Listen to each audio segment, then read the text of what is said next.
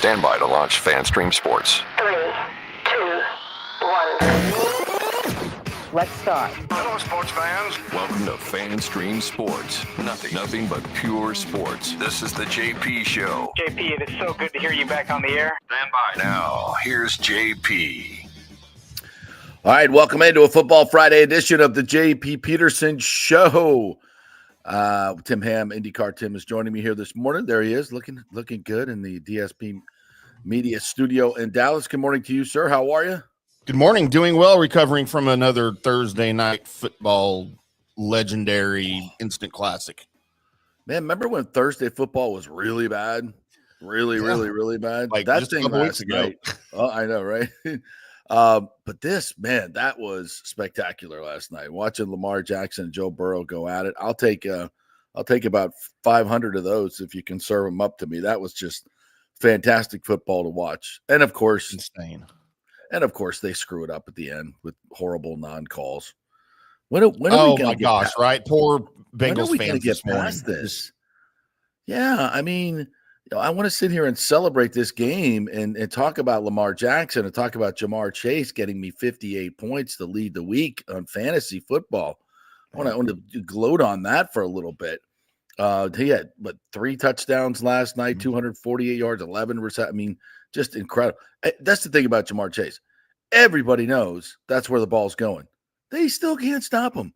The two of those guys. You just can't stop them. Field's too big. You can't cover him. No. It's insane. Yeah, so if you missed this game last night, it comes down to a 2-point conversion, interestingly enough. We'll talk about that. Yeah, there you go. We got our wish. Yeah, so before we get into all that, let's set up the show. Jeff Dedoff's going to join us at the top of the hour, 11 o'clock, and we'll hit some fantasy football and some betting. We'll have our picks for you today. We got lots to get to. Obviously, we touched a little bit on it yesterday because it came down during the show. The Gators announcement that Sunbelt Billy will be back. So we'll talk a little bit about that. By the way, Scott Carter could not join us this morning from FloridaGators.com because he's already on his way to Austin with the team. But I think we can handle this one. I I could have given him some pointers on where to hang out and where not to hang out down on 6th Street, by the way. Is there a place you don't hang out? It's pretty. Oh, there's some spots you don't want to hit. Really? Oh, yeah. But it's all. I've been there once. It's beautiful. It's fantastic, and it's fun. Yeah, Had a it's good all time right. there. It ain't no College Station, but it's okay. Oh, there we go. That's true. We could get into the whole difference between Texas A&M and Texas, the two places. I think it's very similar to FSU in Florida. Probably. Yeah, like Gainesville. The University of Florida is the older one, and I don't know. A&M might be older. I don't know, but Florida's always been the more the University of Florida, as they like to call it, and FSU kind of the up and coming, the upstart. And we like it that way. We absolutely like it that way. I'm sure you do too. Anyway, so we'll get into Gators at Texas, and of course, a huge game for the Buccaneers and 49ers and the Lightning. Oh, they were bad last night. Rough one last night. They were bad last night. First game home off a long roadie. That's usually not a great recipe for good energy, and they had no energy last night. They were flat as a pancake. That was not good. And now they got a week to stew about it. They had a whole week off at home to stew about it. And I'm sure, John Cooper will have plenty for them at practice. I can assure you with that. Yeah. So we're going to get into all that stuff. So away we go. Thank you guys for joining us as you always do this morning. I see the comments already lighting up. Don't forget, you can go to YouTube. You can go to Facebook, and you can jump in the comments there at the JP Peterson Show. Just Google us, and you'll know exactly where you can jump in and comment, because we love you guys being part of the show.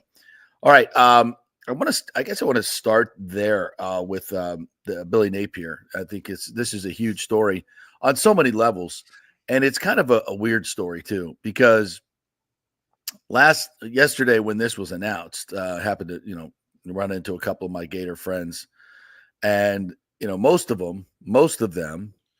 By the way, this Gator report brought to you by the Jeeves Law Group. Most of them, including Scott Jeeves, are like, they can't take it. And here's the thing: when you've had Steve Spurrier and Urban Meyer have had so much success here. Even when you start looking at the records of McElwain, who was 22-12. Dan Mullen was 34-15, went to a couple SEC championship games. Will Muschamp, the often maligned Will Muschamp, was 28-21. Ron Zook, the Zooker. Kind of forgot about Ron Zook. Yeah, the old Zucker, many consider one of the worst coaches in Florida history. It was 23-14. And Billy Napier sits at 15-18. And yet I can say that he does not deserve to get fired, I think. And I think the university is doing the right thing. But also, what's interesting is the fan base is in complete uproar. They don't get it. They don't like it. And it's because of those records that I just read off. Right. And you shouldn't be able to survive at a place like Florida with a record like that. But there are extenuating circumstances. And I think that's why Scott Strickland did what he did yesterday. And first and foremost, it's about recruiting, because everybody in the SEC and everywhere else that's recruiting against the Gators will say, listen, you don't even know who you're going to play for. How could you go to Florida? And it's tough to build a recruiting class with that hanging over your head. Yeah. And this last month, there's going to be a lot of back and forth and, a lot of commits that are getting hit on by other teams.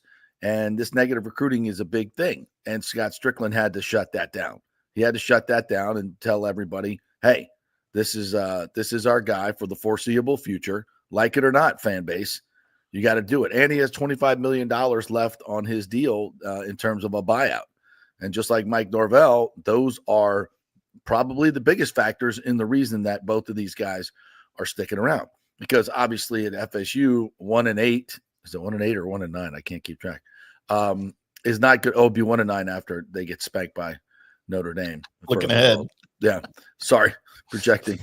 So is that good enough? Hell no. Mike Norvell in any other situation would be fired. But, firing coaches time over and over and over again on the carousel does not work. That definitely does not work. And you can point to many instances where guys underperformed early on, but in the end, we're pretty damn good coaches. Maybe not winning national championships, but it takes time to grow. And this is the other factor I think that you really have to factor in is this is a brand new world that we're living in terms of college football. None of these coaches have any template or game plan, if you will, for how to win in this environment of transfer portal and NIL, especially when the goalposts and the rules are being changed on the daily. No, it's hard. It's really, really hard. So, in years past when, Florida and Florida State and all these major programs had such a huge advantage baked in. Seriously baked in.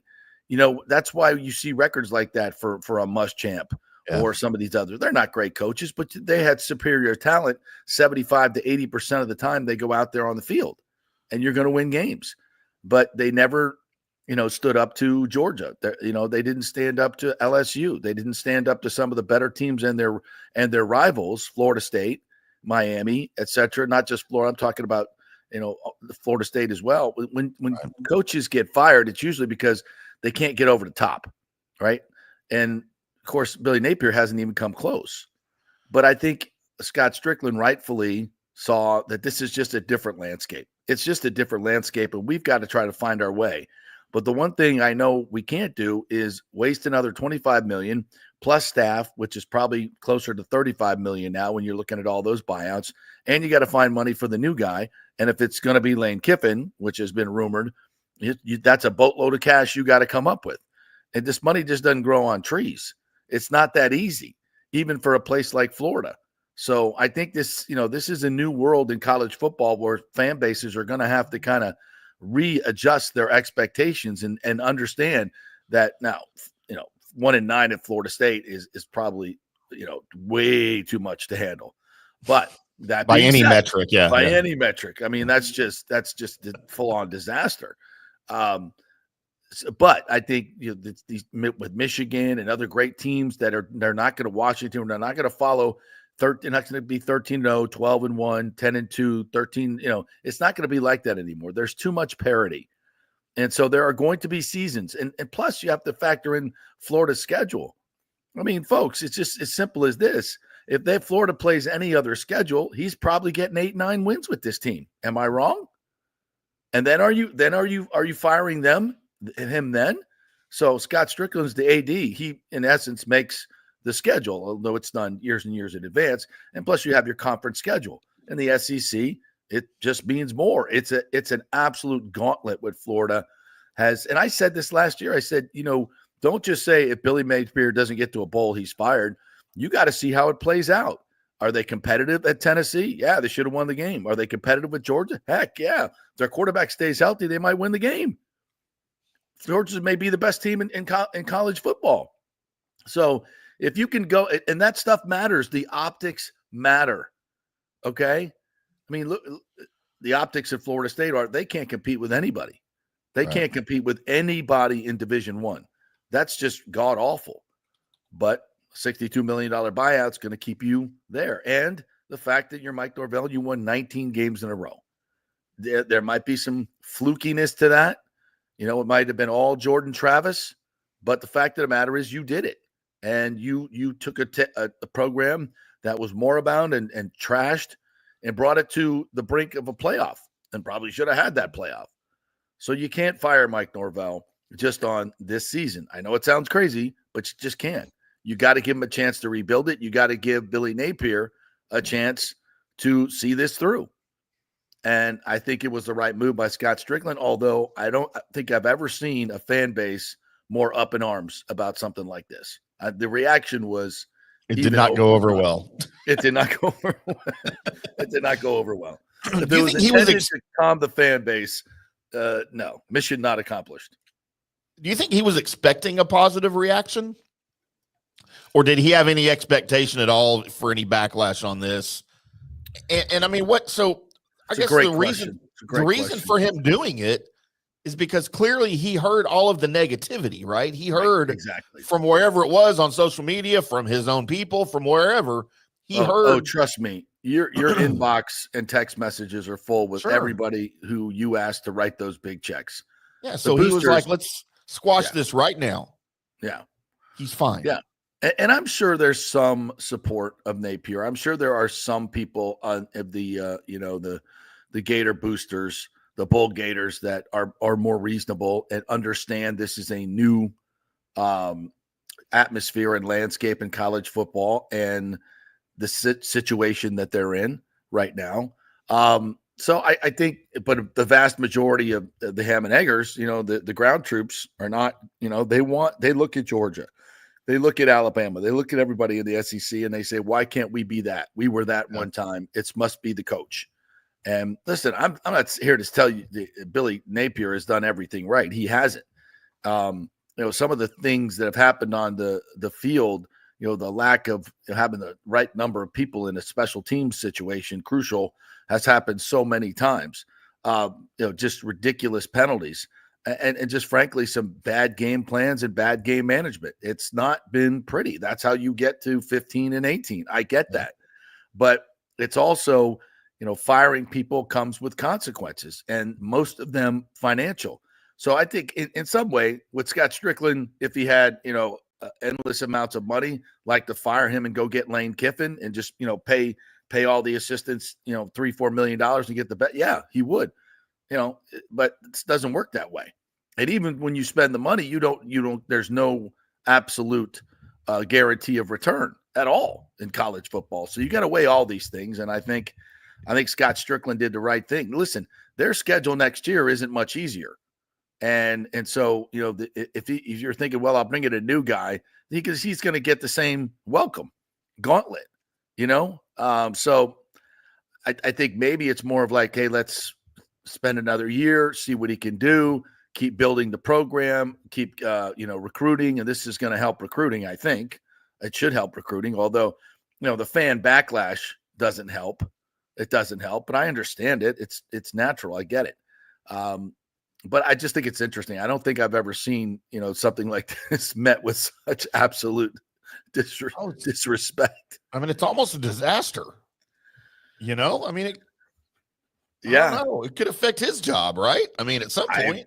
Of course, read some of the comments on Twitter. You know, Strickland, you're an idiot. You're the one who, this is all your fault. Yeah, absolutely. And when you look at the numbers and where this athletic department has gone under his leadership, not good, not good.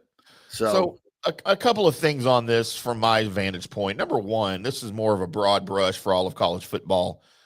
Any fans over the age of probably 28, 30 years old, y'all have to, or we have to readjust our thinking of college football. This is not our college football from 10 years ago and the last 150 years before that. This is a new era of college football. NIL has changed everything. Coaches' salaries are out of control. It has changed everything. Yes. And it affects recruiting. You can't just recruit a guy for 4 years in high school or 6 years going to middle school, sign him on signing day, and be done with it. You have to recruit him almost on a weekly basis. Yeah. And definitely on a yearly basis. You see guys like Mike Norvell making personnel decisions on the field because of it.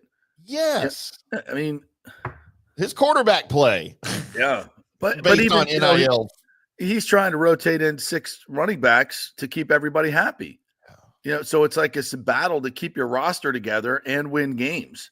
When you can't get any continuity going like that, it's tough. So, and I think also maybe it's kind of like for these athletic directors who have to balance the budget, right? It's just not an endless supply of cash, even at Texas A&M. Right. Well, maybe it is. I don't know. I could be wrong about that. But and I think some of these athletic directors like, okay, just hold on until we get major reform, which will probably come in the next 2 or 3 years when the TV contracts have to be renegotiated and everything will be probably blown up. Like Michael Kelly told us the other day, without telling us, and no one is more plugged in than Michael Kelly. And I think he has a really good feel for where this is going. And he talked about, is it going to be a P2? Is it going to be a P4? Whatever it is, it's going to be major realignment, major rule changing, major fiduciary changes going on in this sport. And I think right now athletic directors are like, okay, I'm not going to overextend myself financially when I have no idea what the landscape's going to be in the future. You know what I'm saying? It's like sit in the bunker, keep your head down, wait till everything blows over. Just try to keep moving forward, as best you can. Now, of course, he's going through the same thing that Florida State's going through, and Mike Alford, their AD. You're doing these major capital improvements at stadium. We're talking hundreds of millions of dollars, and that's another, and like they're trying to sell, $4 million suites at FSU at 1 and 9.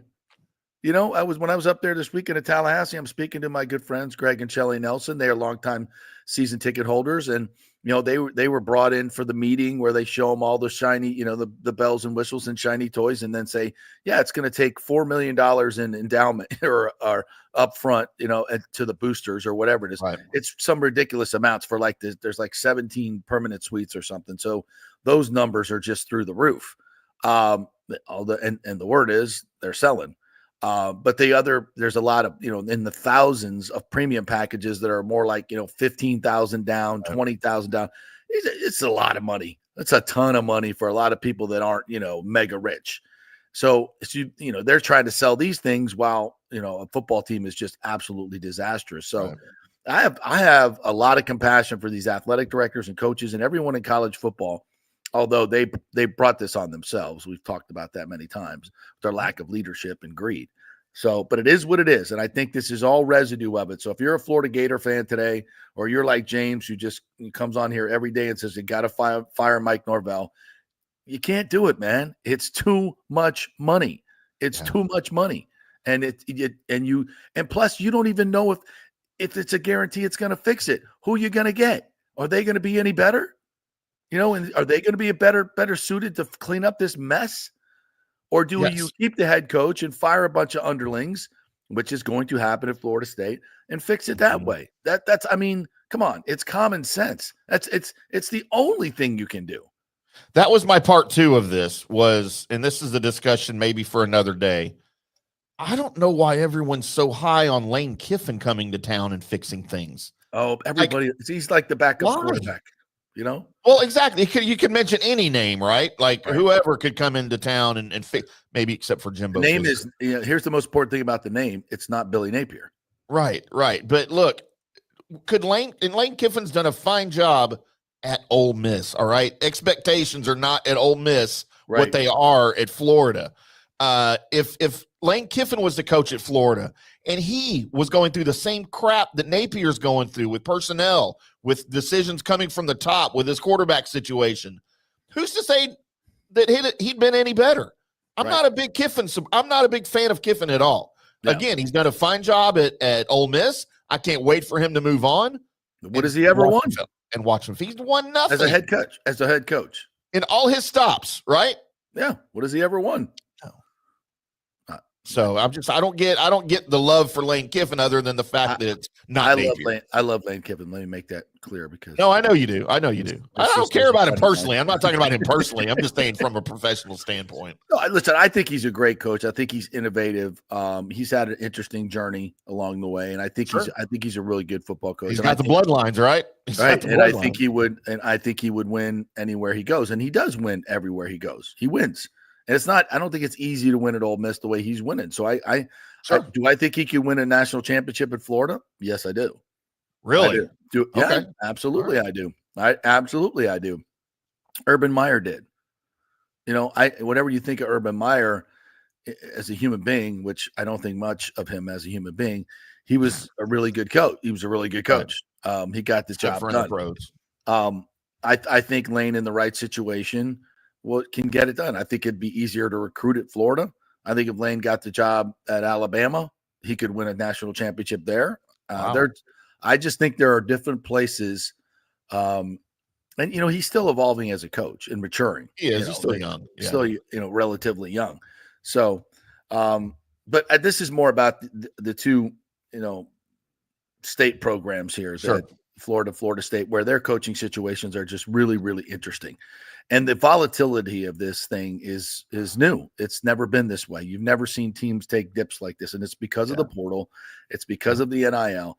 It's just different. So I think right now, as fans, temper your expectations. Do what I did. Go to Tallahassee, see your friends, have a great time, enjoy the atmosphere of college football because that never changed. You can't lose a tailgate party, right? Nope. You can never lose a tailgate party. Lose a tailgate party. How do you lose a tailgate party? You're undefeated. You don't. Right. We're undefeated. So enjoy yourself. And if you have to leave at halftime because of the stench, then do so. Go back to the tailgate party where you're undefeated. Hey, if you like parody in college football, this is your era. Party. Yeah. This is your time. And I think that's good. I want to see in Indiana, come. And now we have kind of the glass slipper in football that we had in basketball for so many years. Is Indiana that team? Who's going to be that team now? That the UCF of 2017 would get in the playoff and beat Auburn, and everybody go. And who knows how far they go? Who knows? Maybe someday we will have one of these teams come out of nowhere and be a national champion. It's going to be tough. TCU almost did it. Yeah. They almost did it in the portal era. So who knows? And I think it's great for college football. Now, if we can just get some rules and some guardrails, I think college football could be better than ever. Mm-hmm. If you blow this thing up, which I think it needs to be blown up, and you turn it into basically an NFL financial model, as much as we all, yearn for the nostalgic days of scholarship teams and teams that play for the love of the game. And, sorry, it's over. It's like many things we loved before. It's gone. But you can still have the emotion of it, the tradition of it, renewals of the rivalries. That's what college football is all about. Yep. And whether the players are being paid or not, yes, it does have a little residue. There's no question about it. But just, overlook it. It's the way of the world, and enjoy your college football because I think it's going to be much more volatile from here on in. And I think you're going to see, as Michael Kelly kind of hinted at, probably a P2 two major conferences, Big Ten, SEC, made up of anywhere from 60 to 80 teams, I think, at the outset, at the outside. And who are those teams going to be? There, right now there's 132 teams playing Division I college football, I believe. There's a definite delineation probably in there somewhere. I don't know where the line is. Hell, maybe you can have some relegation type things where teams can move up and down from divisions and into conferences. Like that would be an interesting part of the whole deal. So if you're on the outside looking in, maybe you play your way in at some point. That could be fun. But I think USF is well positioned to be in that upper tier. Especially if they can have a nice season here, get to 7 wins, get another bowl win, they're in position because everything off the field, they check the boxes. Big markets, stadium now coming to fruition. The groundbreaking will be today at 3:30 at USF. So I think they're in great position, and we'll see where it goes from there. But I think it's going to be, once this all works out, USF will have a much better chance, where this current system, I don't think USF would ever be able to rise to be to the level of an Alabama or a Georgia. It's just different, right? And I think in a new system that's much more kind of NFL from a financial standpoint, where there's going to be a much more even playing field financially for all of these teams in the top tier, I think they'll have a better shot because it's basically going to be winning you're in. They can't vote you out like Florida State. You just win, you're in. And if you keep winning, you wear the crown. So, I think it's more likely. Is it likely? Who knows? With a level playing field, anybody can win. Yep. So Gator fans, I understand the frustration. Florida State fans, I understand the frustration. Trust me. But I think you got to readjust your expectations. It's a whole new world of college football. And I think this is going to be more about, financial health of these universities and not, paying crazy buyout. I don't know, Tim, has there been any fallout from the, the Jimbo Fisher buyout? I mean, Texas A&M just has so much money, and they pay these things on a yearly basis. Nobody remembers Jimbo Fisher even coached the Aggies right now. I mean, part of that's because Mike Elko's winning. Right. I mean, that helps, right? But, dude, nobody discusses Jimbo Fisher. His name doesn't come up unless it's in some sort of comparison to how much better Mike Elko's doing than Jimbo Fisher was. And it usually comes to culture. Culture was a big thing here, that the players that stayed, because we lost a bunch in the portal when Jimbo left. The ones that stayed, Elko wasn't even here for 6 weeks, and everybody was like, I feel like I'm in a different place. Yeah. The culture here has already changed that fast for the better. So nobody remembers Jimbo was here. And it's okay. Yeah. And the financial, there are no financial implications. You're just emboldening our friend James over here, who's going to be like, see, Texas A&M doesn't miss the money. And that's different. I think they also have more money than situation. They also have more money than any other program in college football. Like, how many billionaire boosters do they have? It's just oil money everywhere. Do you even know the number? All of them? All of no, I don't know the number. Are there 4? Are there 12? Oh, no. It's I bet it's between 10 and 20. Good God. I mean, see, I don't know if FSU has one or maybe one billionaire, the Spanx girl. I don't know. That's about it. So that matters. That matters. You get one rich dude that wants to write a check and get rid of Mike Norvell and write another check to bring in whomever. I mean, would I like FSU to fire Mike Norvell and bring in Lane Kiffin? Yeah, I would. I think it would give some lifeblood to the program. Absolutely. Right. And we do it before Florida does. Now, is that going to ensure success? I don't know. But I think, what I've seen from Norvell is scary. And the good stuff is intriguing, but to this day, and I'm kind of dismissing everything I just said, but that's if I had a blank check. The FSU doesn't have that. They don't. There are financial realities that you just can't ignore. And James is right when he says, "Look, you can't afford to keep him around and do another 1-10 season." And he's right in that regard, because again, you're selling a lot of these suites and selling all these things at this particular time. You got the lawsuit going on as well. Yeah. You don't know what conference you're going to play in, and it hurts recruiting. It hurts recruiting, absolutely, which is just, putting gas on the fire. So, and I will tell you this, that $72 million buyout for Jimbo at A&M, you had, number one, that was money not missed by anybody. That it might as well have been $20 because you had guys lining up. The line formed to the left outside of the administration building. Let me write the check. Let me write the check. No, I'll write the check. I'll split it with you. No, I got it. It's like guys at dinner trying to pay the tab, right? Like, no, I got you, man. It's all me. I got it. They didn't even blink. That's gross, by the way. The wealth gap in this country is just disgusting. That's gross. One person should have that much money while so many people struggle, but that's a whole other. It's all right. Trump's going to fix that. That's right. Trump's going to fix it. So he said that walking out last night of the stadium, like, God, it's so hot in November. It's awful. It's like walking out into hot soup, record temperatures yesterday. Oh, global warming. I'm like, Trump fixed that. Don't worry. Trump will fix that too. Just give him 6 weeks. Hilarious. But listen, it's just different right now, and I hope fans understand that. And will Billy Napier be the one that wins the next national championship at Florida? Doubtful. But at this moment, to keep recruiting and moving forward, that's probably the best move Scott Strickland can make. Yeah. But by the end of the year, he may be fired too. Who knows? He may not be there either. Yeah. And by the way, remember this: that letter is about as binding as that promise Tim made, to me to buy dinner next time. It's not there's nothing is written in stone. So I think, and listen, if he gets boat raced in these next 3 games and then loses to FSU, Billy Napier's fired. That's why they call it the dreaded vote of confidence, right? Yeah, screw the letter. Letter looks nice on the letterhead and everything, but it's still just, it's interesting because normally the AD just comes out and does an interview and does a vote of confidence. This time it was a letter. It was a letter. It was hand signed. Did you see it signed by Scott? It's signed. So that means something. No, it means nothing. It means absolutely. You know what? The only thing that means anything is something signed that says contract extension. That means something. That everything doesn't mean anything either. Yeah. Don't fire him. You just got to pay him more. Well, exactly. It means at least you got some financial security. That's all that means. All right, let's take our first break, and when we come back, Bucks raise bolts is all over. We got to talk about this. Yes. I just kind of laughed this off, the last couple days, but now there's some smoke around the Bucks and Bill Belichick.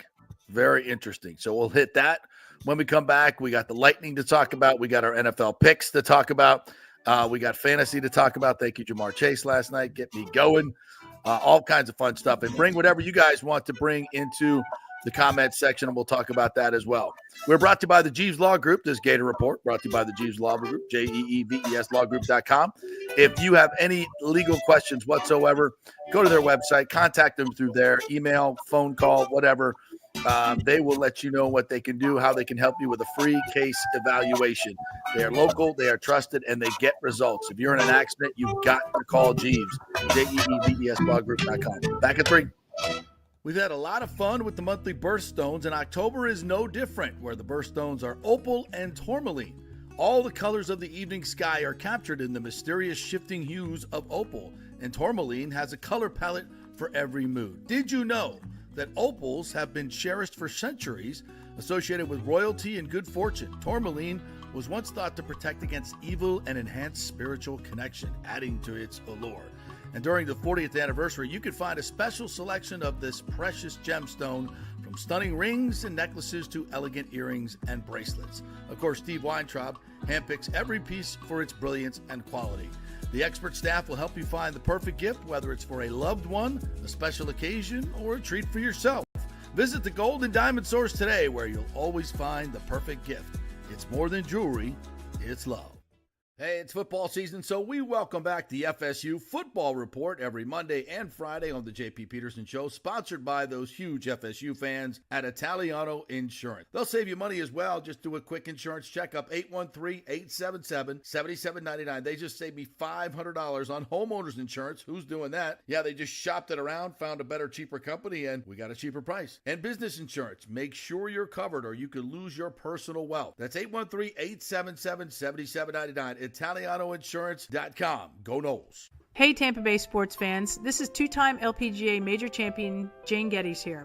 After winning the US Open and 10 other LPGA events, I wanted to try something completely different. So I came right off the top turnbuckle and landed in the crazy world of WWE. And yes, you heard that right. That's WWE. Working for the Vince McMahon as the VP of Talent Relations for the company. Now, though, I want to work for you. Everything I've done in my life, I've done with incredible passion. And now I've turned my focus to leading the best real estate team in Tampa Bay, the Gettys Gordon Group with Keller Williams in South Tampa. If you're looking for a new home, an investment property, or looking to sell your current home, we will give you major championship level service. When you choose Gettys Gordon Group, you become part of our inner circle, like family. So if you're looking for a few golf tips or a golf course view, we're going to stripe it right down the fairway. Call me at 813-485-6808 or go to gettysgordongroup.com, or again, give me a ring at 813-485-6808.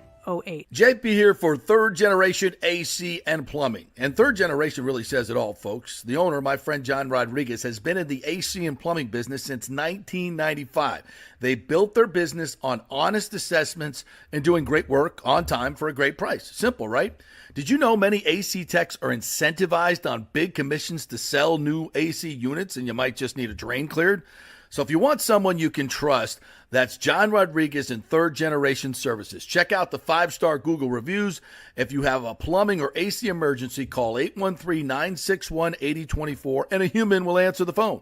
That's 813-961-8024 or go to thirdgenerationplumbing.com. Ciao, Paolo Tini here, owner of Caffè Paradiso, one of South Tampa premier traditional Italian restaurant. We were recently voted number 3 on Open Table list of Tampa Bay's top 10 restaurants. We're very proud of that because we take great care of preparing each dish by hand with homemade sauces, pastas, only the freshest local ingredients. You won't see the big institutional vendor trucks pulling up to our back door. We get our seafood from local vendors. Sometimes I even drive out to Topper Springs and pick out our daily catch right off those boats. So stop by and say hello. Try our traditional lasagna, the fresh veal, some of our signature dishes like capelli al granchio, that is angel hair with lump crab meat, our branzino, that is a sea bass. We're located at 4205 South McDill, and you can make a reservation on Open Table and read all the great reviews. See you soon. Ciao. Grazie. Let's go. Right now, back to the show on FanStream Sports. All right, welcome back to a Friday edition of the JP Peterson Show. Thank you so much for joining us here as we give you 2 hours of Tampa Bay sports-centric talk each and every day. And my good friend Tim Ham, IndyCar Tim, is with me this morning. I'm going to give you some football picks, see how we did last week in our little contest that we have going. What was the wager, by the way, Tim? Do we remember? Was it dinner? I think it was just dinner over at Cafe Paradiso, of course. Oh, well, then we can't wait for that. Yeah. Oh, that lasagna is so good. I can still and I just kept eating it, and it was a lot there. I was full, and I couldn't stop eating. I couldn't either. I'm like, I'm gonna go. And that wine, that Barbera, I can't remember the rest of it. It was a Barbera branded wine. Nice, really smooth, kind of sweet, semi-sweet red wine. Yeah, it was really nice. I told you I got some now. I got 3 bottles at home now. I've never been much of a wine drinker, but I could see myself having a few glasses of that, just sitting at home. Absolutely. Yeah, it was all good. Right. So thanks to our good friends at Cafe Paradiso for that incredible meal. You can do the same. Head on down there, get a reservation today and tonight, and go see my good friend Paolotini. And have the branzino, which is a sea bass. I just love that spot. It's my favorite spot of all time. I got to get him to do it. I keep telling him, listen, man, we got to get you on the show because he's a huge sports fan. Huge sports fan. And he talks like that, too, about the Bucs. Oh, that's great. So Bill Belichick to the Tampa Bay Buccaneers.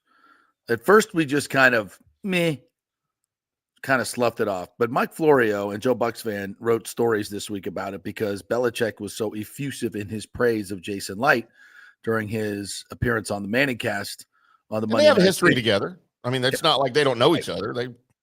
Light was in New England, so. And I'm not a huge Florio fan because I think he just comes up with some crazy stuff. But this, I think, has some legs. And what he wrote, I think, is very true. He said, Bill Belichick is strategic about everything. He was strategic as a coach. He was strategic in accepting media gigs. He's strategic in what he says on those platforms.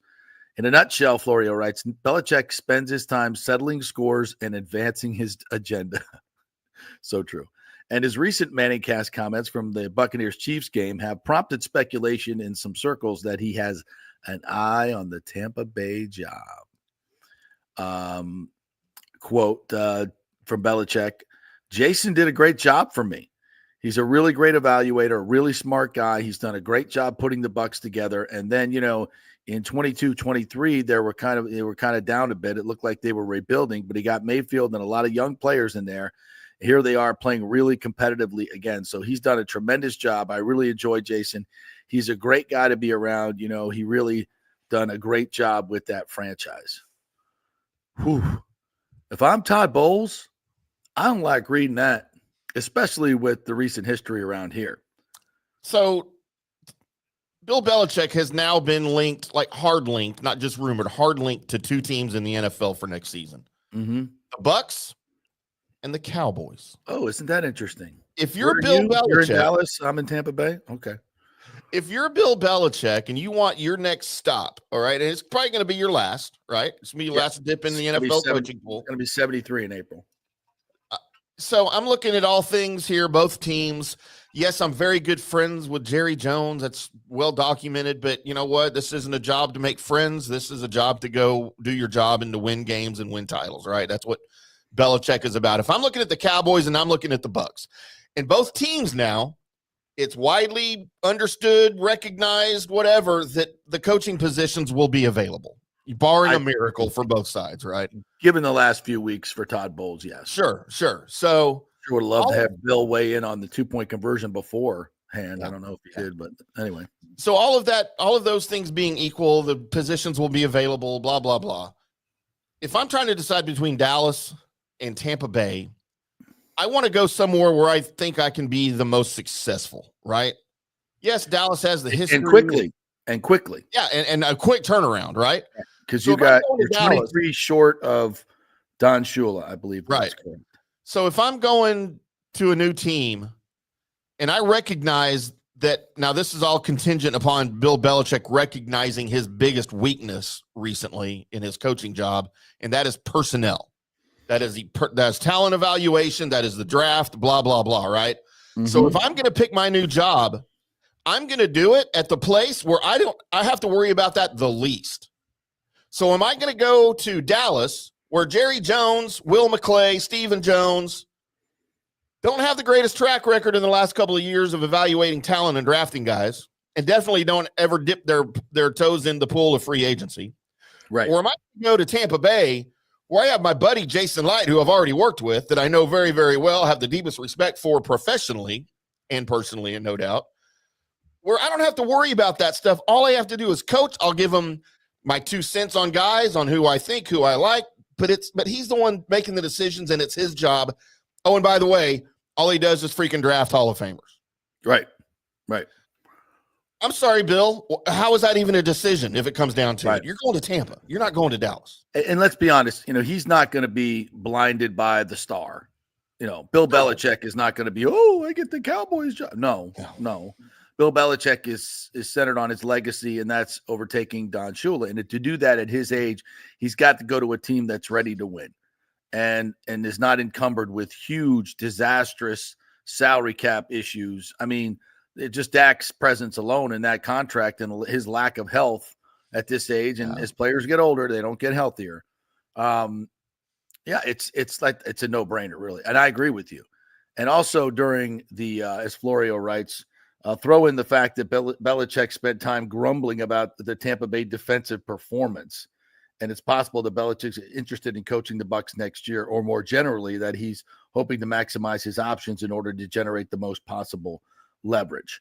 Jacksonville, Tampa Bay, Dallas, where else, the more, the merrier for Belichick. Yeah, create demand, which there was not at the end of last year. And I think this, to your point, I think Bill came from, when he left New England, he was like, well, I could have my pick of spots. And I think some of us thought the same too, right? Yeah. I mean, although I'm I think the game has kind of passed him by. We shouldn't change our thoughts on Belichick based on him, being such an affable, wonderful media member now, and then he's likable. The fact of the matter is those last 3 years post Brady, 3-4 years, were dreadful. We're dreadful.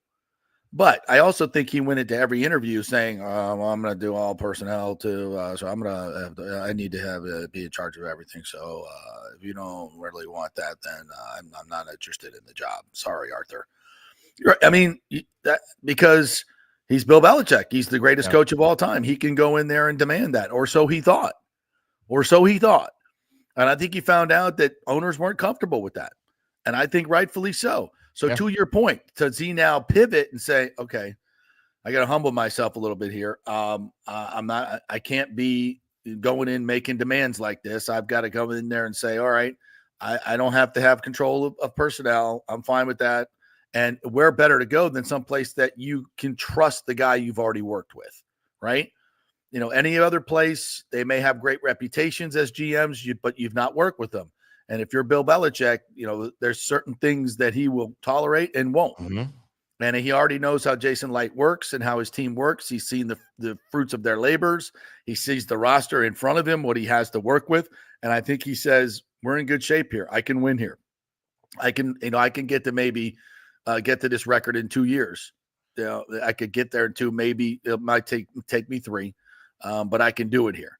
So, and for the Bucs right now, if you're the Glazers,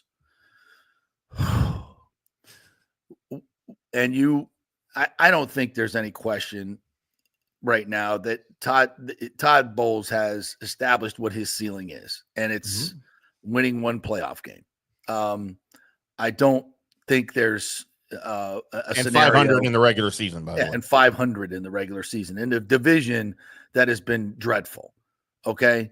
You can sit here and say all you want that he's gone to the playoffs and blah, blah, blah. Yes, he has, and the team plays hard for him. I get that. But the game management it's not acceptable. It's not acceptable. And head coaches have to give you plus wins, not be minus wins from your roster, right? The definition of having a good coach is somebody who's going to take a roster that might be 8-8 and make it, a 10-win team or an 11-win team. Can't take an 8-8 roster and win 3 games. You can't take a 12-win roster and win 8 or 9 consistently. You can't do that. You can't lose games because of your constant bad decisions. The fake field goal, disastrous, cost you the game. 2-point conversion, Godwin, Evans injuries, lack of usage on timeouts. Just time and time again, not managing the game the way one should. And I think the writing's on the wall. Save a NFC Championship game performance, which I don't see this team getting there with the flaws that it has right now on defense. I just don't see it. I think it's inevitable that Todd will probably be fired at the end of the season. So you're going to be looking for a coach. Where do you go? Does this Bill Belichick thing fit here? I mean, do I think he's a better coach than Todd Bowles? Yes, I do. Mm-hmm. Do I think – and remember, when I said Belichick, I would not hire him, it's because he wanted to do everything. And I don't think he should be trusted with that. So if you're telling me, okay, Jason Light's going to handle all personnel and Bill's just going to – and here's another point, another caveat if on the Glazers. Liam Cohen is your offense coordinator. Don't touch it. I don't know if Bill's going to go for that. I don't know if he's going to go for that. And I don't know if Liam's going to go for that. He'll have other opportunities as well. So if I'm gaining Bill Belichick but losing Liam Cohen, I'm not sure if I'm okay with that. So if I'm Jason Light, I'm like, all right, I'm handling personnel, you're handling defense and coaching on game day, and you're going to work with Liam Cohen and be as hands-off as you can on the offense. Let him run his offense. Do you think Belichick's going to go for that when he may have other opportunities in Jacksonville, maybe Philadelphia, obviously Dallas? Is that something he's going to accept? I think it boils down to how much he's going to humble himself. I think he has to have a clear picture of what he expects going into an interview or going into a new job. He has to know that it can't be what he had in New England. He has to know that by now. All right. He didn't get the Atlanta job because he wanted full control and they weren't Blank wasn't comfortable with that, and he made the right decision. I mean, I think we agree on that, right? Yes, absolutely, 100%. And Jerry's certainly not going to give up full control because he's Jerry. He didn't even do that with Parcells when he came here. They had an understanding. Not gonna do it. Yeah, getting my George Bush and Jerry Jones mixed up there. They're very similar, by the way. They are very similar. Very, very similar. One's left us already, and one's probably not far behind. Breaking news: Jerry's old. But so he's gonna have to humble himself to decide what role he wants to play and how bad he wants to coach. Yeah. But I still think he's having all the fun in the world as a broadcaster right now, but he still wants to coach. Oh, he wants to coach. Yeah. He's totally angling for a coaching job right now. And I think Florio is 100% on the money with that. He is strategic. Everything he says has a reason. And that appearance was not by accident. And what he said was not by accident. So if Buck fans, I'm asking you, under those circumstances, that he is somewhat hands off on the offense. Okay. And Liam Cohen stays. Belichick comes in. Hell, you could even say, hey, Liam, you're the coach in waiting. When Bills gets the record, we're going to hand it over to you and pay him handsomely to do so. Would he stick around? I don't know. I'm okay with that, by the way. That worked for FSU. Jimbo Fisher won a national championship. So I think those situations can work for you. And Liam could learn a hell of a lot about head coaching from Bill Belichick and the culture that he would employ. Now, as a broadcaster, as a media member covering this team, it's the most awful thing that could possibly happen to you, because not only do you get on to Cincinnati, but he does it too. He requires that of his players as well. Cliches, don't say anything, don't do anything. Just, it's all business. That's no fun for us at all. With that in mind, how do you think the relationship between Bill Belichick and Baker Mayfield would go? See, this is I think Bucks raised this one. Bill also likes Baker Mayfield. He does. He has an affinity for Baker Mayfield. I think he's his type of quarterback. Yeah. He's gritty.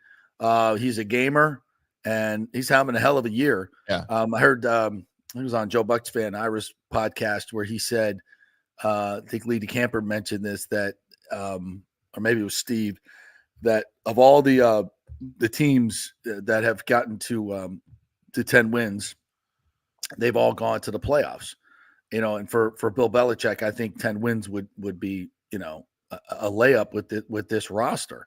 Yeah. So it makes too much, and he loves Baker Mayfield. Baker Mayfield is on pace to hit 44 touchdowns this year. No quarterback has ever had that type of year, throw for 4,500 yards, and led the league in touchdowns, over 40 touchdowns, and not gone to the playoffs. So that's another indictment of Todd Bowles. As your defense is so bad, Baker Mayfield's going to be the first quarterback to do that, and that's not acceptable. Bill Belichick would, with this roster, do I think Bill Belichick, this team would have 3 more wins? I sure as hell do. If Bill Belichick was managing these games, they would have at least 2 more wins, in my opinion. I don't think he would have made the decisions that Bowles made. I think I don't. Would you agree with that? Yeah, absolutely. And you think he would have the 31st defense in the NFL with this roster? Not with Belichick. No, and Belichick would make the hard cuts that Bowles won't. He'd bench guys that Bowles won't. Right. We've seen that. I'm starting to like Bill a lot more. But again, I was anti-Bill full control. Sure, and I would be too. If I get the new humbled Bill that's willing to work with Jason Light and Liam Cohen, okay. Now I think we're getting somewhere. Now I think is that an improvement on Todd Bowles? Yes. Yeah. Yes. Nothing personal, Todd, but yes, he's won 6 Super Bowls. Okay. And I know most of that was Brady. I think we've proven that, but a little bit was his culture and how they do things. And his he's still a pretty good defensive coach. He still knows what he's doing. Sure. You take those other things away from him, I think you got a better recipe. I don't know who the other. I mean, and the other thing is, who else are you going to get? Lane Kiffin? Kidding. Who else are you going to get? Doug Peterson might be available. Yeah. You know, make Liam Cohen the head coach. Although a lot of people are saying that. Is he really ready for that? Is he really ready for that? No. No, I don't think so. And I think Liam would be the first to tell you. Dave Canales was not ready for that. It's just it takes more seasoning. That's the best local example you could have right there. Is Dave. Kudos to Dave for taking the job. I would have too. Oh my God! Doesn't mean it's the best job for you. I'm sorry to interrupt you, but someone dared put this in our comments. Oh no! I mean, I'd call John Gruden back. I'd be okay with that. Oh my God! It's from a pure entertainment level. I'd be into that. No. No. Oh, good Lord. No. This is a lot of baggage there. There's a lot of baggage. Oh, there is for sure. Yeah. I've seen that up close and personal, and the Glazers have too, by the way. The Glazers. Yeah, that would never happen, by the way. No, it's not happening. All right, let's take. So you guys fill up the comments. What are your thoughts on Bill on the non-full control Bill Belichick coming to Tampa Bay? I'd like to see what you guys think about it. Maybe throw your fantasy football questions in there too, because we got Tito next. Tito's coming up with your fantasy football questions. I'm the king of fantasy football right now. I'm crushing my league. Jamar Chase, I love you. We are brought to you by Italiano Insurance, folks. If you have any questions about homeowners insurance, maybe you're going through some stuff with your homeowners insurance company, and you just need some information, call the great folks at Italiano. They'll help you out, even if you're not with them.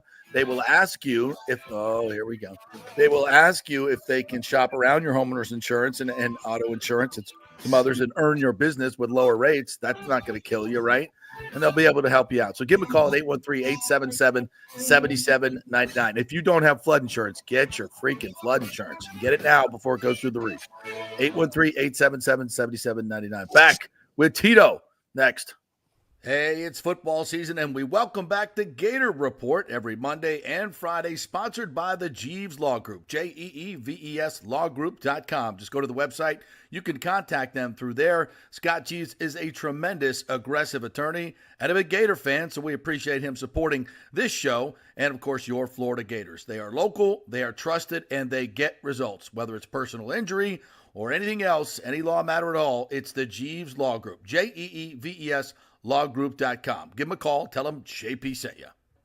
All right, this is for all you guys who don't want to go to the gym and do 5,000 crunches. At Bay Area Modern Medical Center, you can get on the new True Body machine where you can reduce fat and tone up your muscle. It's like doing 54,000 crunches in just 15 minutes.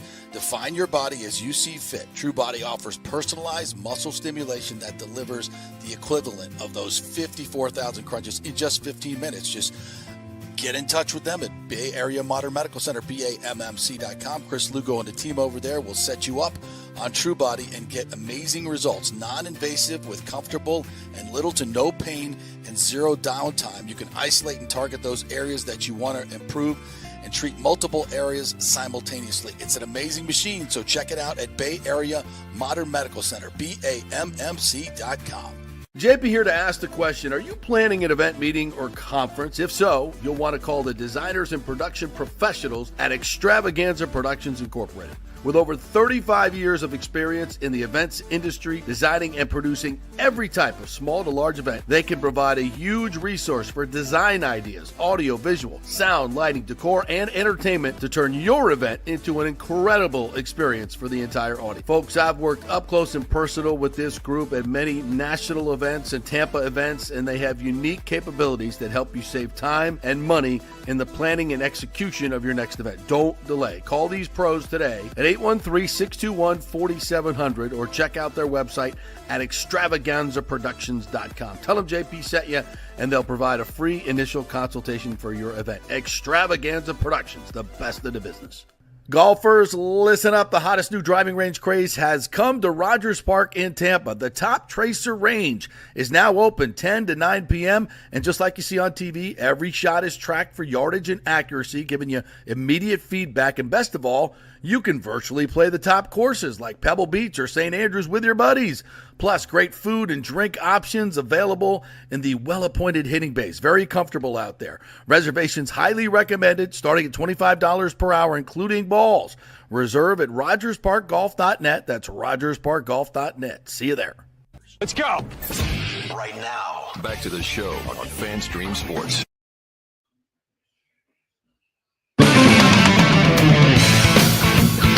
Wow, look at that. Welcome back to the JP Peterson Show right here on FanStream Sports. I am the frog-throated IndyCar Tim this morning. We are talking Bucks. Belichick to the Bucks. Lightning faltering last night. Not a good showing by the boys. Coming home from the road trip. I got the full studio shot up there, don't I? Let's go ahead and bring in the most talented individual that I have ever encountered when it comes to fantasy football. Oh. Not you, JP. Oh, I got it coming in late, and I just heard the wonderful words you were speaking. I just assumed it was. Well, I always speak those with you. Let's bring in the great Tito Forte. Oh, that guy. Yeah, that guy. Yeah, you're right. Yeah, that guy. All right, wait a minute. I got to say something, Tito Forte. He has this great drop with he's in the building. Can you get that Oprah crap off my show? I don't ever want to hear her on my show, ever. Well, it's more of a Tom Cruise homage than it is Oprah. Sound of her voice. That time is over. Yeah, you know what? Right now, I feel like I did when I was 9 years old and my parents would fight in front of me. Like, I'm not going to choose a side here. Can we just all get along? Yeah. Who you celebrating Christmas with, Tito? Me or JP? Hey, look, my parents had so many different relationships and in-laws and crap. It's like I was Jewish. I had like 7 Christmases. It'd be like December 16th at Dad's mom's, or whatever. It's all it was. It was all like 7 different Christmas celebrations. Oh. That's a beautiful thing, though, isn't it? I mean, that's a beautiful thing. It was, yeah. No, I'm your favorite, right? I'm your favorite, though, right? Of course, you're my favorite, Tim. Yes. Just keep calling me Daddy, and we're good. As always. I don't know where this is going. Go back to the bathroom. I like going back in there. Holy hell. I don't know where this is going. Tito comes on, and all of a sudden, the show always goes to crap when you come right on. in the toilet, right? It really does. It really does. I've got a knack for that. All right. Well, anyway, we haven't really talked about last night's game too much, which was maybe one of the most entertaining games I've ever seen. Thank God, because I got done with my post-game show, Lightning show, and we were watching the end of the football game, and I was like, holy hell. And then they ran through the highlights of the game, and I'm like, what have I missed watching this horrible 2-1 hockey game last night? Like, that was insane. And I've been riding Jamar Chase like secretariat on my fantasy team, Tito. In my league, I think we're half PPR in my league. Okay. So he only had 58.5 points last night for me. Yeah. What's the most points ever scored? Oh, God, that's a great question. Do you know the answer? 58.5 has got to be freaking close in a half PPR league. Yeah, I would think that's got to be pretty close. I would think the yards that half PPR has got to be close. I know that Jerry Rice had like the 4 or 5 touchdown catch game against the Falcons way back when. Right. But he probably had 250 yards in that one as well. Yeah, so maybe that also. Yeah, I'll have to look that one up. But it was a great game last night. Look, first of all, I'm glad I went heavy on the Bengals getting 6.5. I love that bet coming in. Yeah.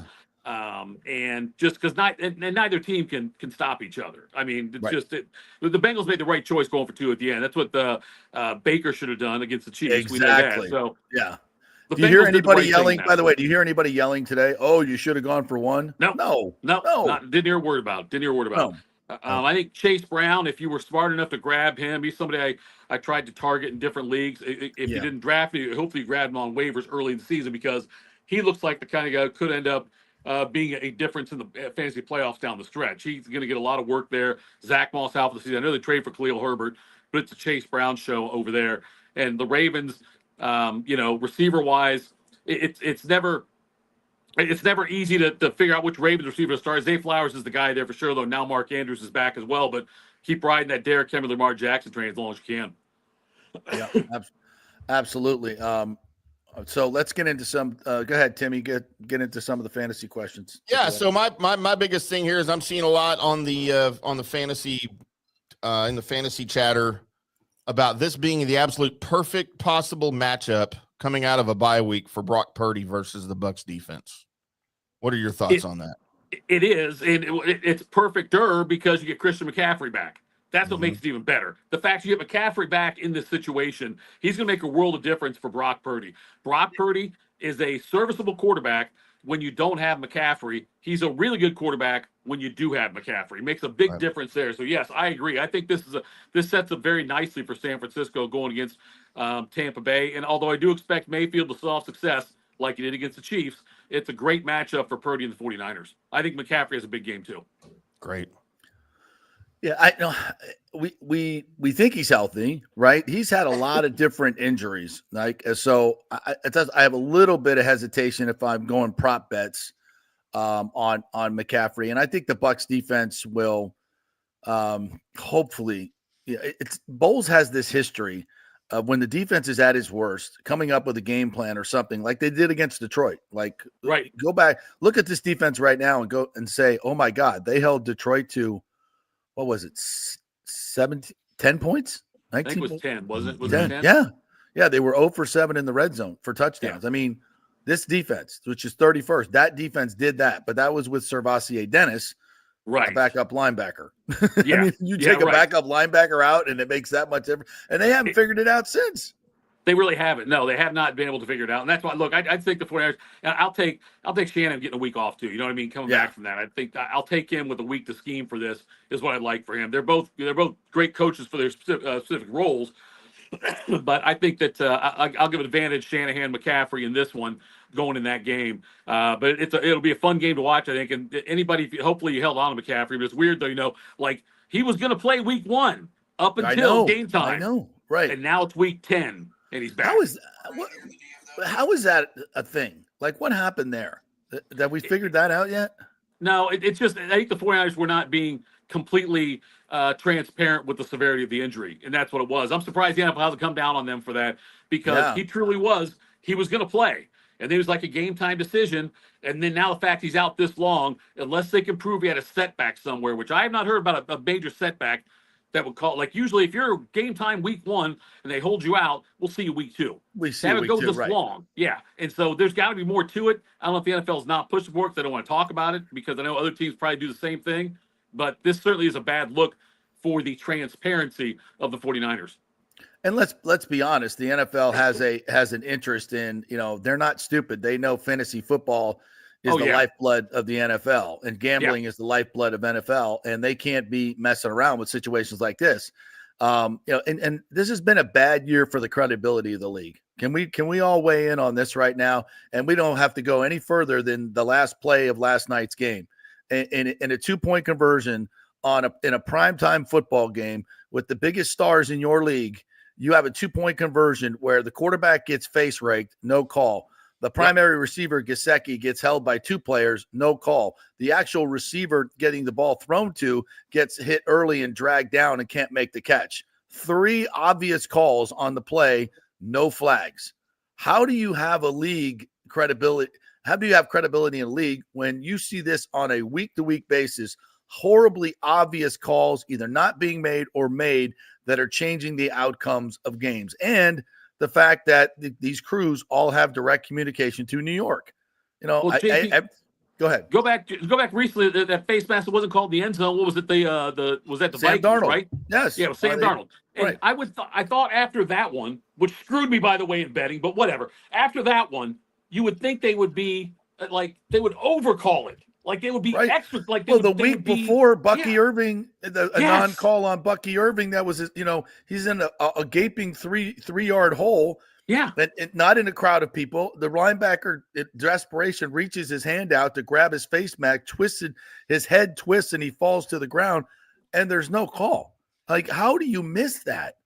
And Tristan Wirfs, the face mask that changed the game last week. I mean, and all these calls for the Chiefs. I mean, my God, at the end of games, it's ridiculous in the credibility of this league. You've been screwed by it and cost you money. I've been screwed by it. We've all been screwed by it.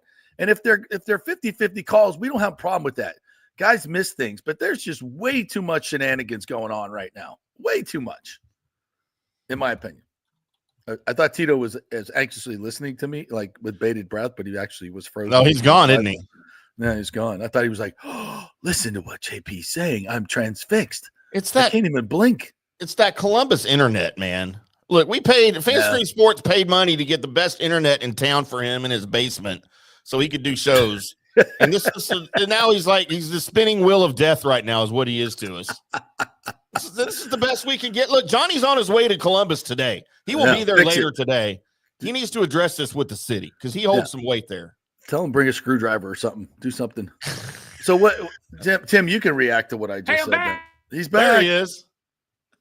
And you're frozen again. He's frozen again. Are you really back? I know that you are back. Look at that. That was a great one. Are you back? No, he's frozen again. Can you hear us? Can you speak? We don't need your picture. We just need your voice. Just talk. I can hear. I can. Oh God. Here we go. Man, here we go. All right. Thought Trump was going to fix this. Give him time. We're not on Starlink. True. We'll all be on Starlink soon. How great is that going to be? Oh, fantastic! Absolutely. But anyway, don't get me started. Don't get me started. It's been a long week. It has been a long week. But I don't know if you listened. I'll save it. I'll save it for the end of the show. It's not really a fantasy football point either. No. All right. Speaking of which,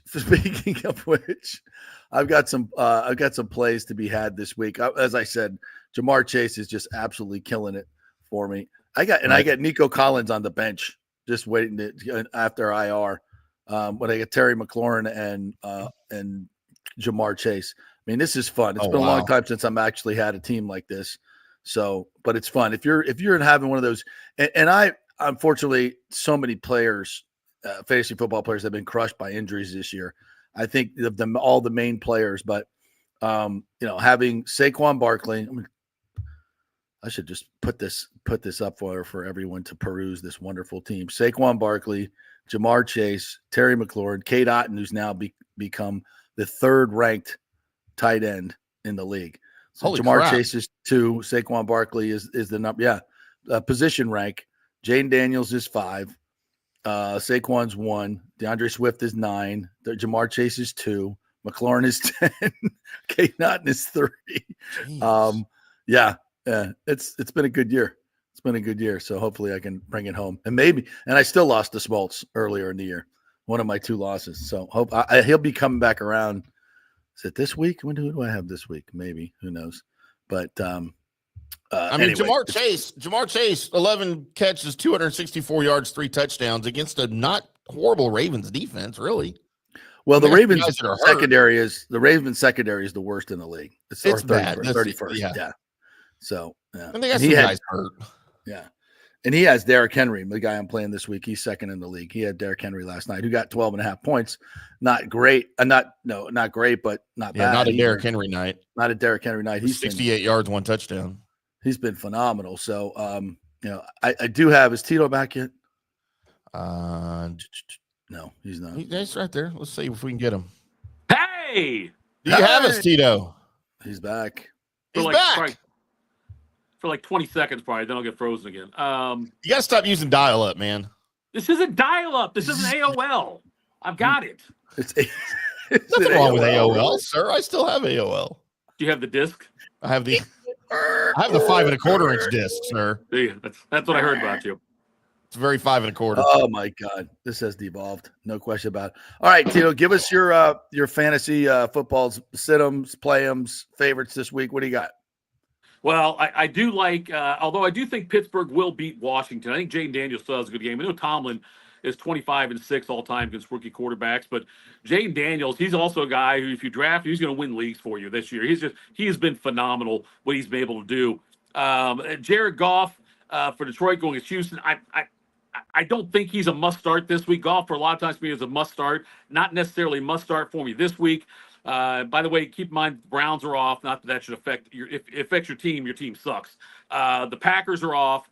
The Raiders and also Seattle. But Trevor Lawrence not going to play. It looks like I don't know how many games he's going to miss, but he won't be out there. Instead, it'll be the former Patriots quarterback who's in Jacksonville as a backup. So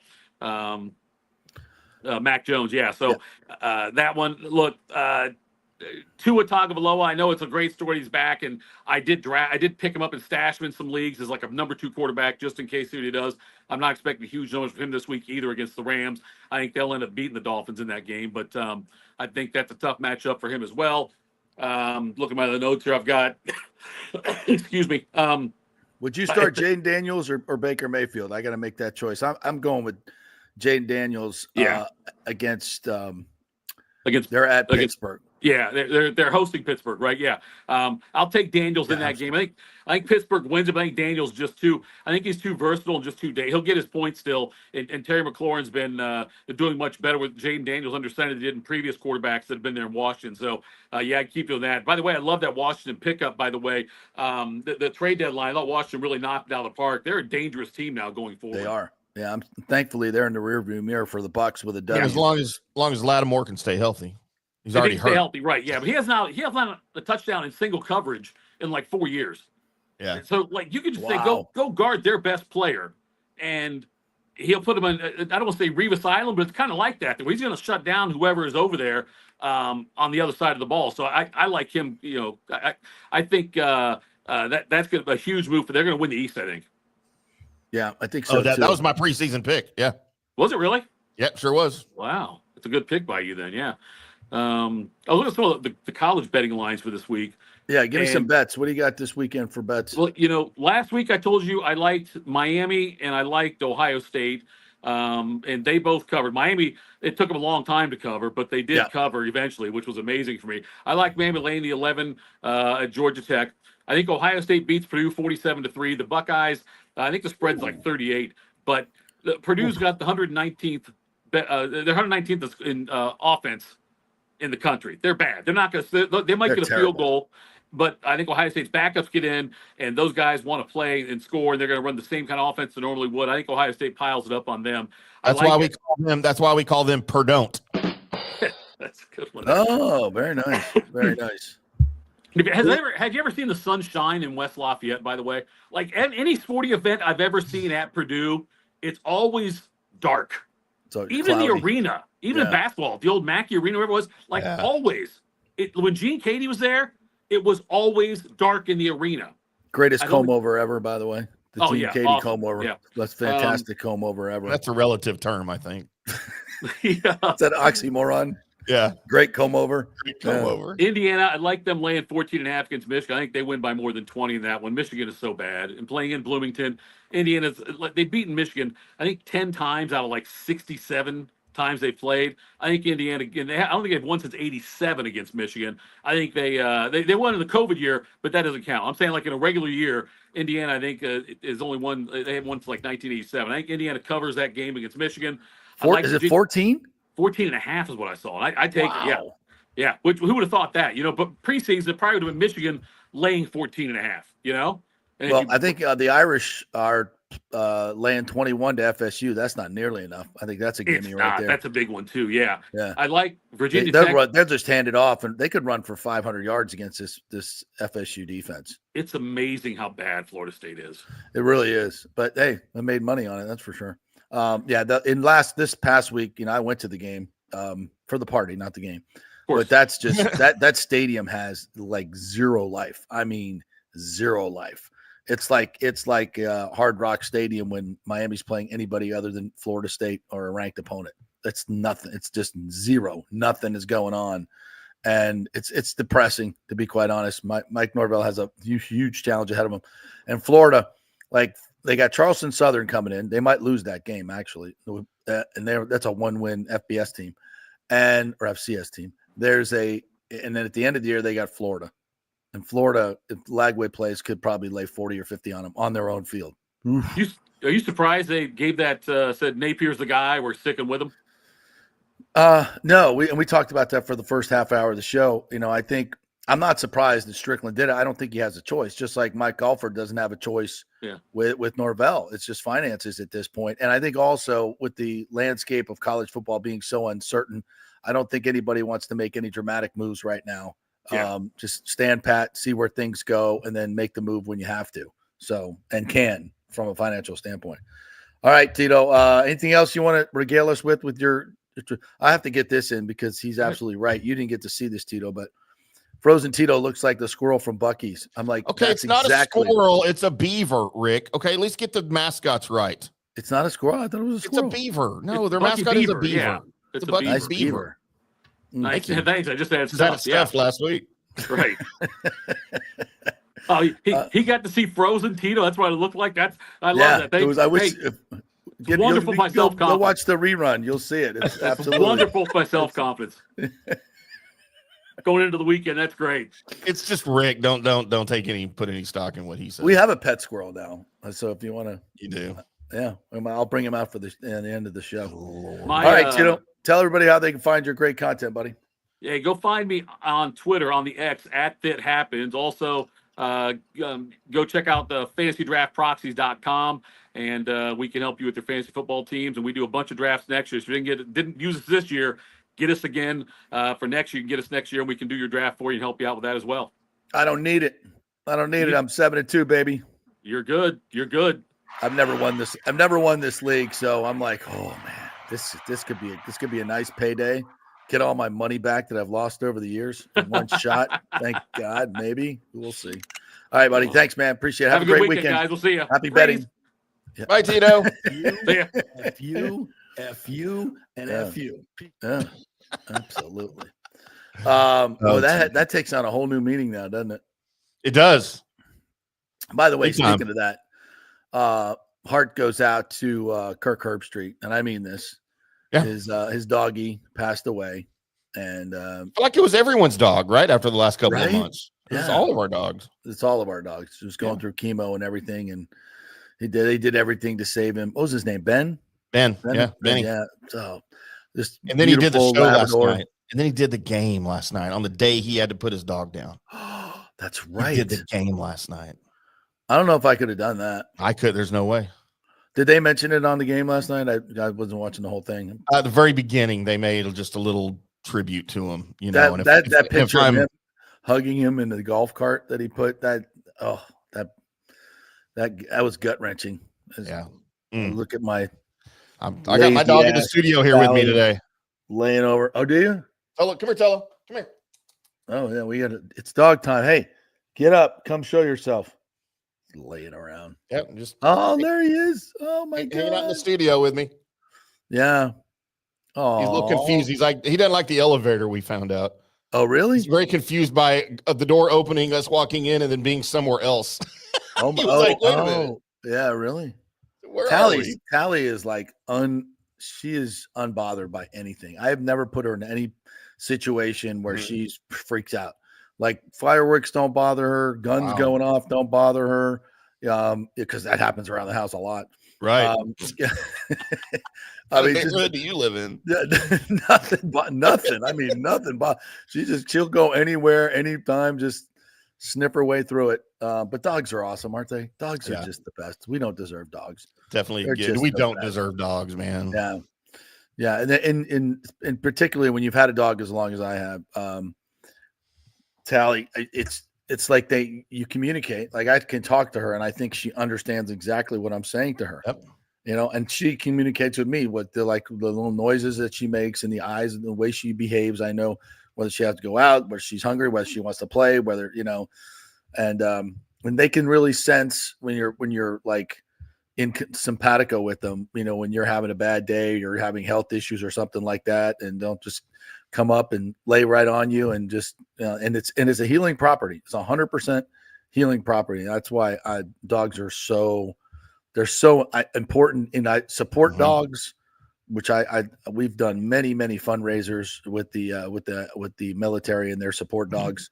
It's such a great thing. So anyway, sorry to hear that for Kirk Herbstreit and for all of us that are dog owners. We know it's like losing. It literally is like losing a child. It is. So prayers up to him. All right, quick break. When we come back, you want to talk some lightning, some hockey. We'll get into our NFL and college picks as well. I crushed you last week, 2 weeks ago. I don't know how I did last week. You did 8-3. Yeah, we'll get into our last week. All right. So much more. If you guys have anything you want to pop in the Yes, Thomas Casper. I do have an update on the Trop for you. I got some information on that last night. So stay tuned for that. We're brought to you by the great folks at Third Generation Plumbing and AC. These are great folks. They do a lot of different things for your home. So if you need some home repair from the hurricane, AC plumbing, or anything else, they can do it for you. So go to thirdgenerationplumbing.com. That's the website. You can contact them through email or call them. Tell them JP sent you. They're fantastic. You can trust them. They'll give you great work at a great price and great timing. thirdgenerationplumbing.com. Back at 3. We've had a lot of fun with the monthly birthstones, and October is no different, where the birthstones are opal and tourmaline. All the colors of the evening sky are captured in the mysterious shifting hues of opal, and tourmaline has a color palette for every mood. Did you know that opals have been cherished for centuries, associated with royalty and good fortune? Tourmaline was once thought to protect against evil and enhance spiritual connection, adding to its allure.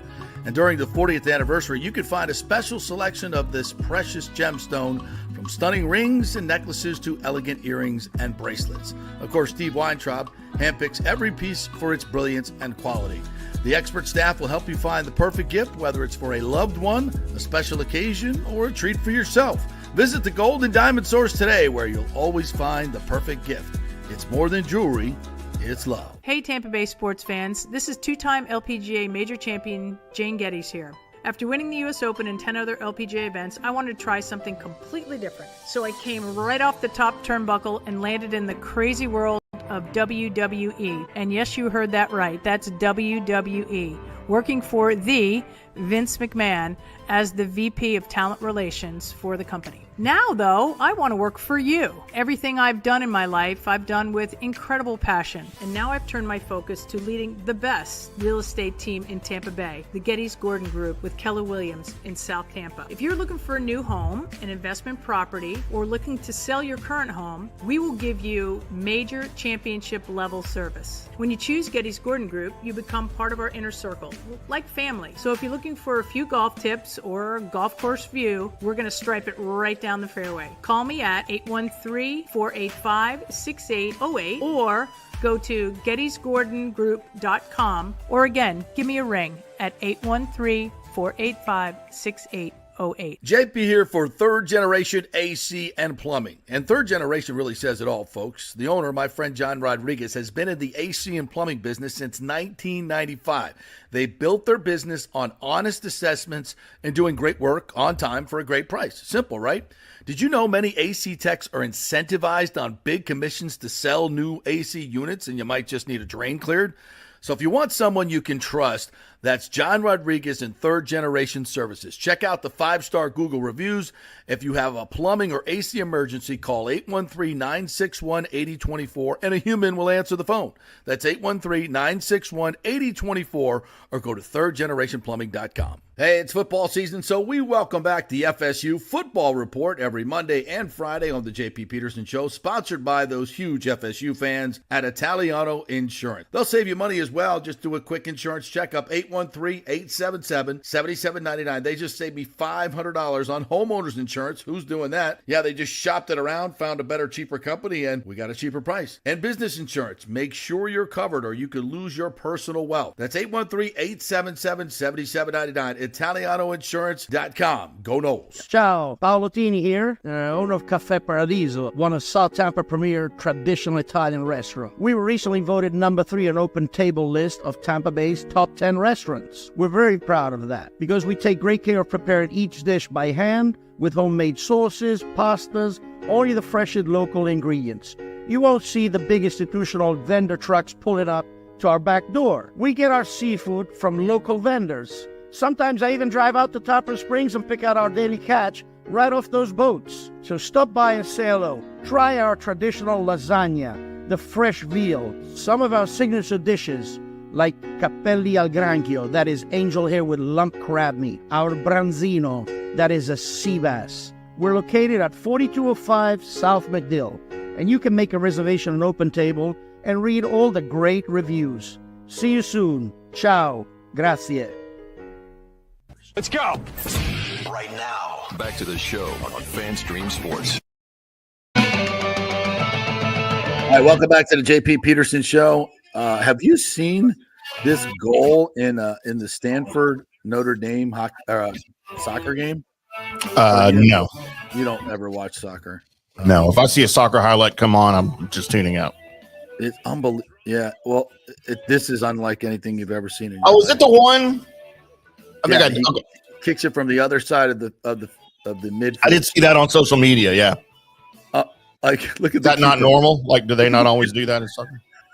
Look at the keeper. The keeper's like just got his head up against the post. Look at this. See if that happened in soccer more, I might watch it because that was kind of exciting. So, golly, what a boot! Just right over his head. No way he meant to do that. Yeah, purely it was like there was only seconds left in the game, so he just took a. How do you know? How do you know there's only seconds left in the game? Nobody knows how much time is left in a soccer game. Come on. I wish we knew there was only seconds left. You hate soccer so much. It doesn't make sense to me. As a sport. All right. Welcome back. Brought to you by the great folks at Bay Area Modern Medical Center, BAMMC.com, for your concierge medicine needs. You guys have probably figured out by now that your doctor really doesn't give a rat's ass about your health. It's just an insurance scam at this point. If you haven't figured that out. So it's so bad. It's so bad right now. Well, it's going to get better. You literally will get in there and all they can do, most of them, if you're with any of these big companies and, you get, and if you're lucky, if you even see the doctor, right, it's going to be a PA and they'll be 15 minutes and they're done. Not a Bay Area Modern Medical Center. It's concierge medicine. So Chris Lugo will spend an inordinate amount of time with you directing your nutrition, your supplements, testosterone, hormone therapy, help you lose weight. More than anything, just keep you healthy. Your immune system built up, because that's really a problem right now. Autoimmune diseases are just wrecking this country. So but there's ways to fight it. And at Bay Area Modern Medical Center, they can walk you through it. So if you're one of those folks that have just been really sick lately, especially the last few years, they can help you at Bay Area Modern Medical Centers. Just take somebody to spend time with you and really find out what's going on with you and has the time to do it. So go to their website, BAMMC.com, and find out what we are speaking about. All right, before we get into our picks, I have to touch on this. Thomas Casper says, the Bradenton paper says Ray's responsible for the trop. This is something I heard last night that from some folks that are very knowledgeable in the situation, that the insurance adjusters have been in there for the last 2 or 3 weeks. And what's incredibly apparent right now is the repair is going to be in the probably $100 million range, not 39 was originally reported. And that was, admittedly a guess. That had been an estimate when they did the risk assessment and took their coverage from 100 million to 25. Whoopsie. I wonder if that person still has a job. Whatever staffer came up with that idea. Yeah. Probably not.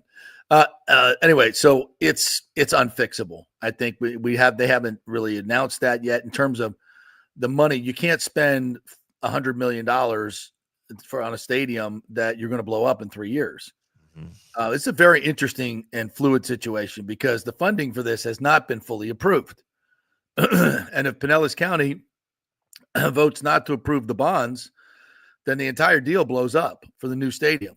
And I think if you had a vote right now of constituents in St. Pete and said you can get out of the deal, I think it would pass 80-20 after these 2 hurricanes and the damage that has been done and what needs to be cleaned up and so who's going to clean it up. Plus, as we have postulated, I heard this from a very reliable source, the insurance payoff money is going to be negligible because of the age of the roof and the fact that it was not repaired. Just like you guys, if you don't keep your roof in repair, you can't get insurance, right? You have to we just had to have our roof certified 6 months ago. And if you don't do it, don't get the repairs made or have a new roof every 15 years, you can't get it insured. And if your roof blows off and you haven't fixed it, you're not getting any money. And guess what? They're not getting any money, or at least not substantial amounts of money. Yeah. So at this point, I think we're going to hear in the next few days that the trop is unfixable in terms of its money. So where do you go now? Now you have to look at these spring training sites. Major League Baseball wants to keep it in Tampa Bay. And, here comes the Pinellas County folks at the commission saying, look, Rays, if you don't stay in Clearwater or Dunedin at those minor league parks, we're not going to pass the money. Well, that might be the best thing that ever happened. If they go to Steinbrenner Field in Tampa, they're going to actually, if they can bump that thing up to 15,000, 17,000 seats, which I've been told they can, that's what you averaged last year. I think it was 17,000.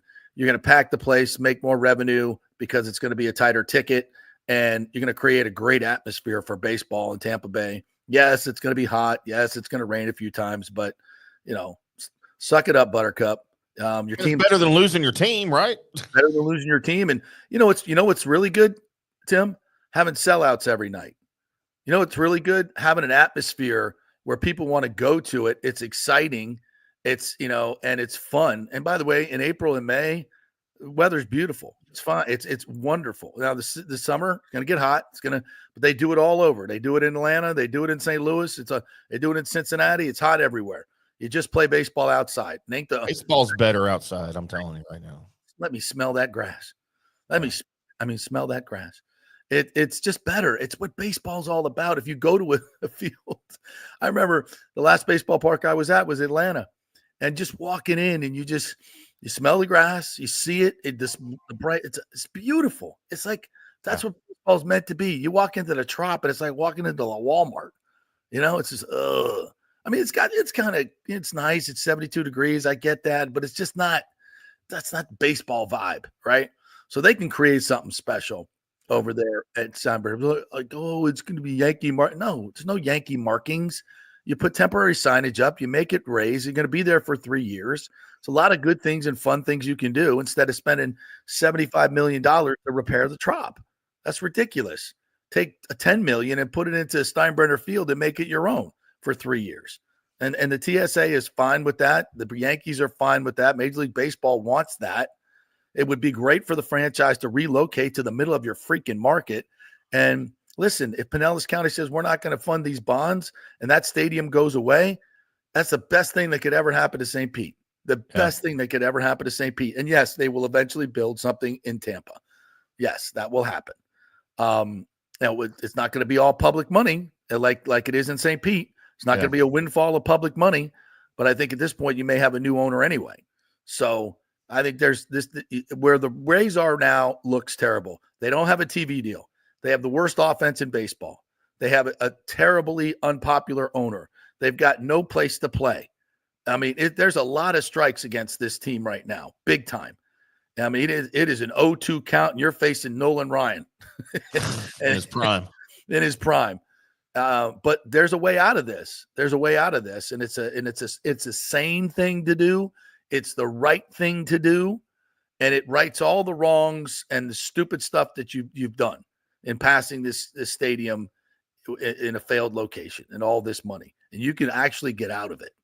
And post these hurricanes, would you not want to? Would you not want to? So anyway, there's an opportunity. It could be a huge opportunity for the Rays if they play at Steinbrenner. I think it'll kind of maybe bring a little bit of love of the game back to the people in Tampa that haven't been able to go to the games in St. Pete for a long time or haven't wanted to go to the games in St. Pete. You're back to outdoor baseball. It's an intimate, really nice ballpark. I got to drive by there when Johnny and I were out there because we were at Kerr's Wing House right up the street from the stadiums, So I said, hey, let's just drive down here. I want to go look at the ballpark. So we drove down there. I got to check it out a little bit. And, man, I'd go to a game there. If you go inside of it, they've got this rooftop bar down the first base line that's super cool, really great, awesome, and a whole little patio area out there where you can stand and watch the game. You've got 11,500 permanent seats and very intimate, great sight lines everywhere. In right field, you got a huge tiki bar and Hard Rock cabanas out there that you could definitely upgrade that. You can make so much more premium seating down the left field line. You can make even more. They've got 13 luxury boxes already there that are better than the boxes at the Trop. Parking, egress, and everything is better at Steinbrenner than it is at the Trop. It's easier for everybody to get to. This could be a huge win for the Rays and this area in terms of, as you said, reigniting the love of baseball. I mean, if you could get, if Stu would sell now, this would be on my wish list. If they sold to a local owner or someone who has been trying to buy this team that may or may not have the connection to the Seminole Indian tribe that I've spoken to personally, who's interested in buying the team. If you sold that to a local or a somewhat local owner who's has interest in building a stadium and has the deep pockets to do so themselves or a majority themselves, imagine what, and then you play 3 years in Tampa as you're getting ready for that. And I mean, I'm telling you, it's going to be the toughest ticket you'll ever find. It just would so much put a charge into this team and this area in terms of baseball. It's a huge win. And even if you try to continue to shoehorn in this terrible stadium idea and this failed location, post-hurricane, stretching the finances of St. Pete and Pinellas, who could use that money in such a better way, like nothing about that is positive. Nothing. It's like you're moving forward with an anchor on your back, Yeah. It's just like, trying to swim with an anchor. And it's just, in the other scenario is everybody's rowing in the same direction. Everybody, the fans are on board. Everybody's rowing in the same direction. What a difference. What a difference moving forward. And that opportunity is real. It's real. Oh, JP, the stadium's done. Stop bitching about it. Stop crying about it. So it's done. It's going to happen. Just shut up. If Pinellas County says no, it's not being built. Yep. And I mean, my God, should we not all be talking? Said the entire Pinellas County and St. Pete. How, if you're on the Pinellas County Commission, you will do your beaches the way they are. And by the way, that ain't the last hurricane to come through here. I hate to tell you this. It might have been 100 years since the last one, but you just had 2. Yeah. Of course, forget it. I'm not going to go there.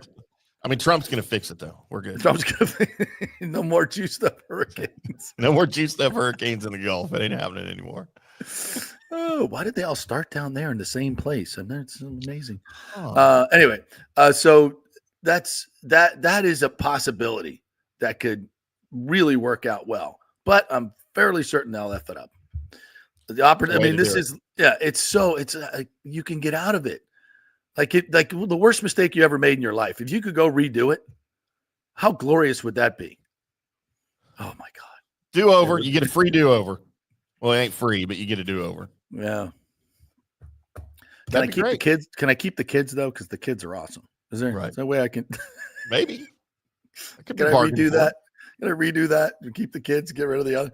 Anyway, yeah, it would be such a great opportunity, and we'd have so much fun with it for the next 3 years. Playing outdoors, and then we'd look back on it. Hey, remember the 3 years at Steinbrenner Outdoors and the Rays won the World Series?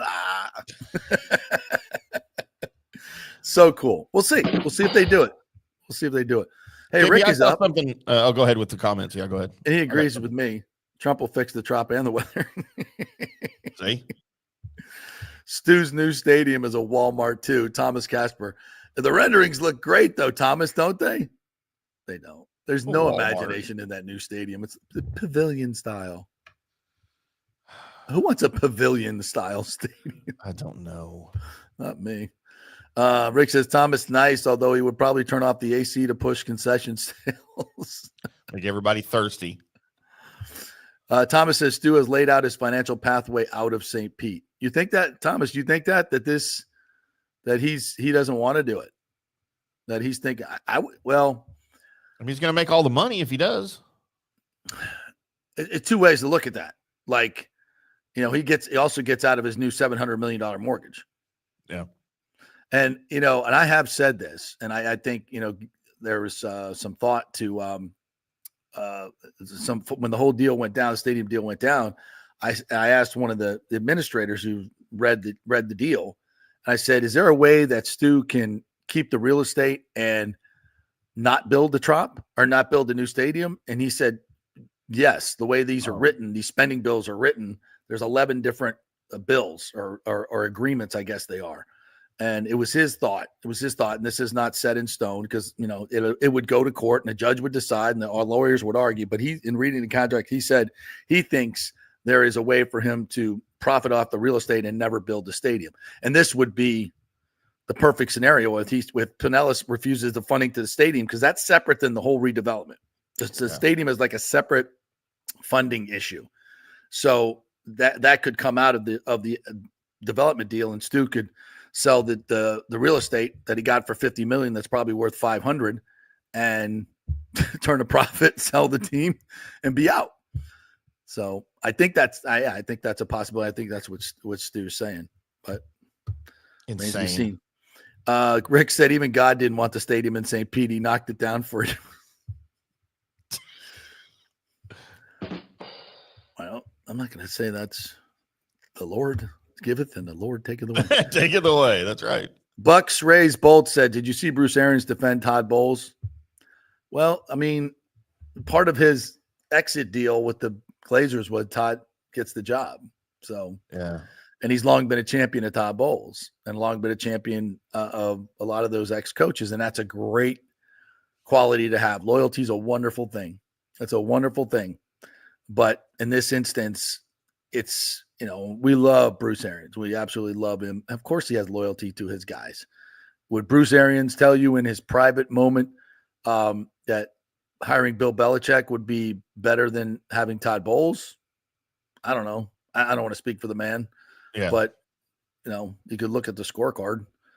So I don't know.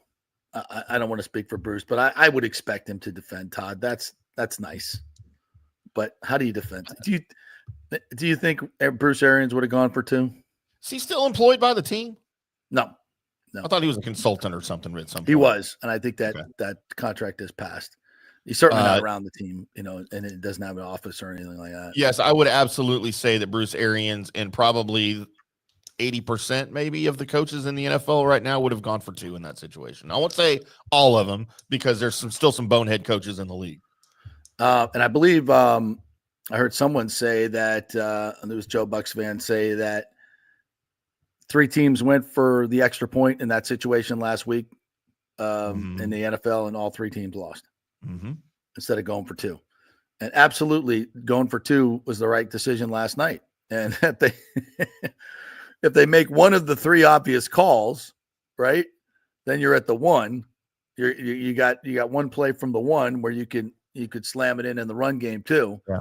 Yep. So yeah, and I think it works out for Cincinnati, but it didn't. Those were bad not call. Now look, the hands to the helmet, the so-called roughing the quarterback, that's a BS. I get it. It's by the letter of the law. Yes, that would be a penalty, but it's a ridiculous penalty, and I don't have a problem with them not. I don't have a problem with you not calling that. I don't have a problem with you not calling that in that situation. He hit him in the helmet, in the face mask, and his face mask got it, whatever, dude. He's a freaking football player, okay? You're going to get that. The defensive holding is the one that is inexcusable. Gesicki, yeah. That is inexcusable. Yeah, and so is the play on the ball. Yeah, I think he clearly drags Tanner Hudson down before he has a chance to jump up and catch the ball. I mean, that's prototypical defensive pass interference. He hits him before the ball arrives. That's pass interference. And it materially affected the catch. I think without the contact, he catches that ball because he's jumping for the ball and it's thrown high for a reason. Yep. He's 6'7" Tanner Hudson or whatever he is, big, tall dude. And as he jumps, someone jumps on his back. You can't reach up and grab the ball. It was a perfect throw. That's the same as grabbing an arm and pulling it down. It's right. It's the same thing. I mean, it's material. You have to make that call. Yeah. Is it a bang, bang call? Yes, but it's without question, it's interference. You got to make that call. And I didn't have any money on the game. But you need to make that 3 penalties on it, 1 play, and it gets ignored. It's bad. How about Justin Tucker missing an extra point? What do they say? 500. Jake Camarda is going on with him. 536 extra points, and he's missed 3. That was the 3rd one he's ever missed. See, more scripting by the NFL. Good Lord, what's happening in Baltimore? And we'll know. We should have this empirical experiment. We need to have Tay drop Kelsey, write an album, and then start dating. Who could she date? She can move in on Brittany Mahomes. Oh yeah. And so we'll do a whole soap opera. Yeah. Like Tay moves in, kicks Brittany out, and because she's mad about the election. Yep. And he I like it. And so now the Chiefs still have Tay. No, so I want her to go to another team, and then we'll see that team win every game. She needs to date Caleb Williams. There you go. Chicago. Get the Mighty Bears back in the mix. Yeah. Yeah. I don't know if he's got a woman or whatever, but she can't be as obnoxious as Taylor Swift. Yeah. Yeah. Do we have any eligible bachelors on the Bucks team? Most of our guys much of our stars are married, I think. Bucky? What about Bucky? He's pretty young. He's probably still single. Yeah, he might still be single. But she's like a foot taller than him. I don't think that works. Is she really? Is she a tall girl? Yeah. I always thought she was like 5'2". No, I think she's like 5'11". Oh God. All right. Taylor? Yeah. I don't know anything about her. Yeah. You don't have her card? I don't have her card. I still think back she's of her superstar country singer card. I still think she's a country singer. I don't 5'11", 125, I think. I have to check that. I'll check the numbers. That's too skinny. I've always considered her, ever since she came out when she was a country star or whatever, I just always thought she looked like a 12-year-old boy. She's never been attractive to me. Well, evidently Tim McGraw liked her. Gross. Why? What does that mean? What did he do? Did he diddle her? Rumor has it. While he was with Faith? Rumor has it. There's no way I pick her over Faith Hill. Come on. I mean, I think Ashley left. Ashley. Yeah, she's a TMZ. She's a TMZ encyclopedia. By the way, Taylor Tim McGraw, I've always said it, the second most talented person in his immediate family. Well, you go with Tug? Yeah, Tug's by far more. That's why everybody that always trying to talk to me about Tim McGraw, I'm like, oh, you mean Tug McGraw's kid? They're like, what are you talking? Who's Tug McGraw? Oh, man. Yeah, Taylor wrote a song about Tim McGraw. Yes. It's a great song, too. Love that song. Hey, all right, we doing picks? Yeah, I saw something on I have all of the 72 TVs in the studio on here, and by default, one of them is on First Take, even though I hate that show. But it's just strictly by default. I thought this would be interesting to you. I just saw Stephen A's list because they're broadcasting from Atlanta for some reason. I don't know why they're in Atlanta. They're at Atlanta. HBCU. Yeah, they're at Atlanta College or Atlanta University of Atlanta. Stephen A likes to hang out at those HBCUs. So Stephen A, who grows on me every day a little bit. Mm-hmm. Still don't like him, but he's growing on me just because he's full of bits, right? Yeah. He gave his top 5 Atlanta pro athletes of all time. Ooh, that's a good one. Yeah, and I thought, oddly enough, none of them have ever won anything. Right. So, I have some exception with some of these, but here we'll start at number 5. Number 1 has to be the Hammer, Hank Aaron. Is that what you think? Oh, is that what you think? Famous Atlanta athletes? Because that's what I thought too. The Hammer. Nope. Oh, well then it's bad list. Bad list. Here you go. Here you go. Number 5 with 4 Pro Bowls. Michael Vick. Number 4 with let's see, 8-time All-Star. 4 Chipper Pro Jones. Bowls and 17 dead Dobermans. What's this? Too soon? Sorry. Spitting facts. He's a friend of the show. Michael Vick? Oh, sorry. That's okay. I mean, he's moved on from all of that. It's fine. Chipper Jones at number 4 with 8 All-Star. Oh, yeah, of course. Yeah. Chipper Jones. Number 3, 9-time All-Star in the NBA, Dominique Wilkins. Yes. Neek, of course. Number 2, 755 home runs, Hammer and Hank Aaron. Well, he ain't going to make Matt Ryan number 1, is he? Number 1 blew me away. And by the way, the great Ilya Kovalchuk is not represented here, the all-time leading scorer of the Atlanta Thrashers. All right, hold on. Where's Kovalchuk on this list? Who are we? So it's got it. It can't be who for the Hawks? It's an NFLer. It's an NFLer? An Atlanta NFLer. Atlanta NFLer. Older. No, he didn't go prime, did he? Deion Sanders. He with went 8 prime? Pro Bowls. Yes. This is Oh the number my one God. athlete from When Atlanta. did he ever win in Atlanta? Did they ever have a winning team when he was there? Dude, I don't know. I saw that, and I mean, obviously Hank Aaron's number one. I mean, that is a no-brainer number one, Hank Aaron, right? Prime over Hank Aaron? Come on, Yes. dude. Is that crazy? And he didn't even cite any Braves things that he did, right? It was just based on his 8 Pro Bowls with the Falcons. He had 8. He was there 8 years. I think so, or maybe he was just 8 overall. I think. Yeah, I don't think he played in Atlanta for 6 years. Well, then you can't count all 8 if it wasn't with the Falcons, because we're talking about Atlanta athletes, right? Right. Oh my Stephen God. A. That's you know what that is. That's just pandering. By the way, Cam Newton's on the show today too, and he thinks it's still Halloween because I don't know what this getup is that he's got on. Every day. Is ridiculous. Every day. It is ridiculous. I mean, I just can't take you seriously. I'm sorry. Whatever. No. Look at the way you're dressed, though, JP. I get it. With your salt life? Yeah, I'm just salt life in here today, baby. Boy, I could use some beach time. Holy hell. We need to get you some turf life stuff, though. Yeah, hey, I'm down with that. Yeah, we'll get you some turf life. Yeah, I was right. 1, 2, 3, 4, 5 years in Atlanta. 5 years with the Falcons, and you're the number one Atlanta athlete, and you play for the Braves. I get it. That's unique. Come on. Yeah, that's BS. But and I know Hank Aaron played in Milwaukee. I get it. But he's synonymous with the Braves. Mm-hmm. I wouldn't even put Prime in the top 5. He was there for 5 years. What are we doing? Isn't that insane? Yeah, come on, Stephen A. You're better than that. You're so much better than that. He just knows so much more about basketball than he does everything else. Yeah. That's why I was like, is there somebody from the Hawks? Some other person besides Spud Webb? Spud was unbelievable. It's from Dallas. All right, let's do some picks here. We got a minute left. Let's go. All right. Last week, JP scored 6 points.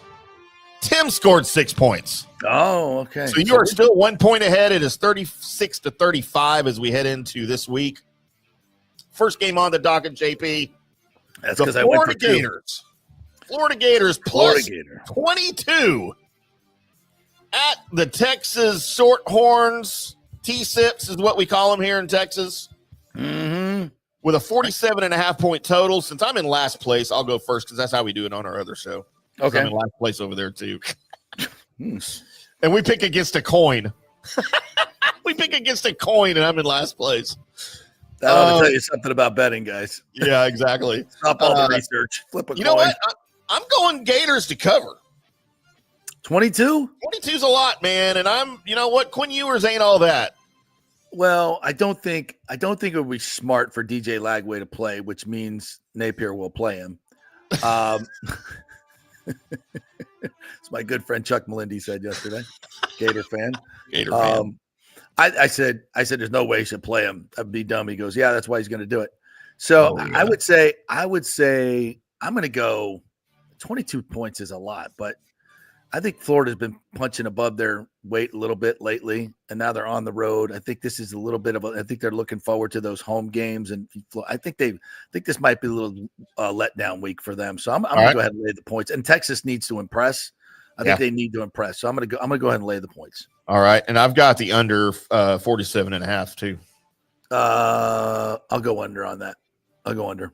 All right, next game, UCF Knights +3 at Arizona State Sun Devils. That wicked Big 12 matchup that we have, that historic Big 12 matchup. Historic. Between UCF and Arizona UCF State. goes for the always traditional Arizona sweep. Yeah, right? Because they beat Arizona, right?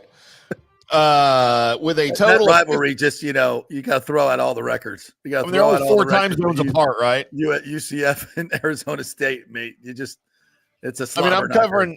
I'm covering the Texas Tech Red Raiders who play in Lubbock, which are still the Central Time Zone. They played Washington State in week 2. It was an 11 p.m. our time kickoff. Yeah. And I had to stay up till like 3 for the post game. It was ridiculous. Central Florida +3. It is Arizona State with a total of 55.5. JP, I've got UCF and I've got the under. Well, I'm going to go the other way. I'm gonna go Arizona State and the over in this one. UCF, I seem to have found a little something, but I think the travel, Arizona State, I like the Sun Devils because we stole a lot of their stuff at FSU way back in the day, their colors and everything. Yeah, the spear. Yep. The third college game on our docket, it is the Florida State Seminoles. You thought 22 was a lot, JP. How about plus 26? It's gone to 26 at the no. This is what it was last night when I was pulling. I don't think the number can be high enough, until it gets to 50. When you can just turn around and hand off the ball, and the Irish run the football, and they got a big and intimidating offensive line. They, FSU cannot score. They literally will not score on this Marcus Freeman defense. 26 ain't enough because they'll score 35, and FSU's not going to score. Right. So this is a 38-3 game. So, oh wow! All right, so you've got Notre Dame laying the points. What's the total? 42.5. Well, Notre Dame score 42. Yeah, I got to go under. I think it's going to be like 35, 38-3, something like that. Yeah. All right, I've got Florida State to cover in the under. Okay. All right. What do you think of that? Fair enough. Yep. It's not a Notre Dame. I'm a Notre Dame hater. I'm a well-known Notre Dame hater. Marcus We're Freeman's trying to get. It's like at FSU at this point. Let's just go for the draft pick. Let's just get the number one overall pick. The number one overall NIL. Hey, Coach, we don't do that. How about Arch Manning transferring to Florida State? Merry Christmas, JP. Oh my. Yeah, he would take one look at that offensive line of receivers and go, "No, thank you. No, thank you." His butt would pucker and he'd turn around and run What away. quarterback would he like you? It's so bad you couldn't get DJU to come back. Yeah. I mean, who wants to throw to these guys and go behind that line? Are you kidding me? Our first NFL game, JP, the Miami Dolphins +1 at the Los Angeles Rams on Monday Night Football with a 50-point total. I'm all about the Rams, baby. I'm going LA, and with 50, going under. Oh, I'm going to go Rams and over. I think this is going to be a score fest. Yeah. Still kind of worried about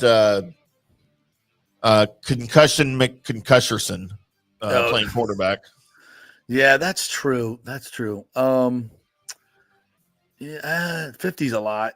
I'll still go. I'm seeing my brain. I'm thinking it's like a 24-20, 24-17 game. That's where my brain 24. Yeah, something like that. All right. The Philadelphia Eagles -7.5 at the Dallas Cowgirls. With no Dak Prescott, we got Cooper Rush, maybe a little bit of Trey Lance thrown in there in some goal line situations or third and short situations. That's what I'm hearing. Everybody's still trying to win games. Still trying to win games. This is one of those where everybody's going to be on the Eagles. The Dallas Cowboys are just so beat up, so everything. So, where is this game? It's in Dallas. I'm sorry, Arlington. I'm gonna do something crazy here. I'm gonna take the Cowboys in the 7.5. Wow. What's the total? Yeah, I'm gonna take 43.5. 43.5. I'll go over. And the Cowboys in a little bit of an Texas shootout now. All right. Well, I'm going Philly in the over on that one. Yeah, that's just the type of game where everybody writes off the Cowboys and Cooper Rush comes off the bench and says Dak who? He's beaten Philadelphia twice and he's only started 6 games. 2 of them have been against Philly and he's won both. That's right. And Philly's won what? 4 in a row. Those were and both of those games that he beat Philly were in Philly. Mm-hmm. Oddly enough, and I'd probably say 80% of the public money is on Philly this week. It has to be, yeah. Cowboys. And finally, JP, the hook is the thing. The San Francisco Brock Purdy's -6 against the Tampa Bay Bill Belichick's with a 50.5 Tampa point Bay Bill Belichick's. Look, this is and again, I think the public's going to be all over San Francisco in this one. And there's something about Baker Mayfield. I hate to even bet on Todd Bowles, but it's 6.5, right? 6. 6. Okay. 50.5 is the total.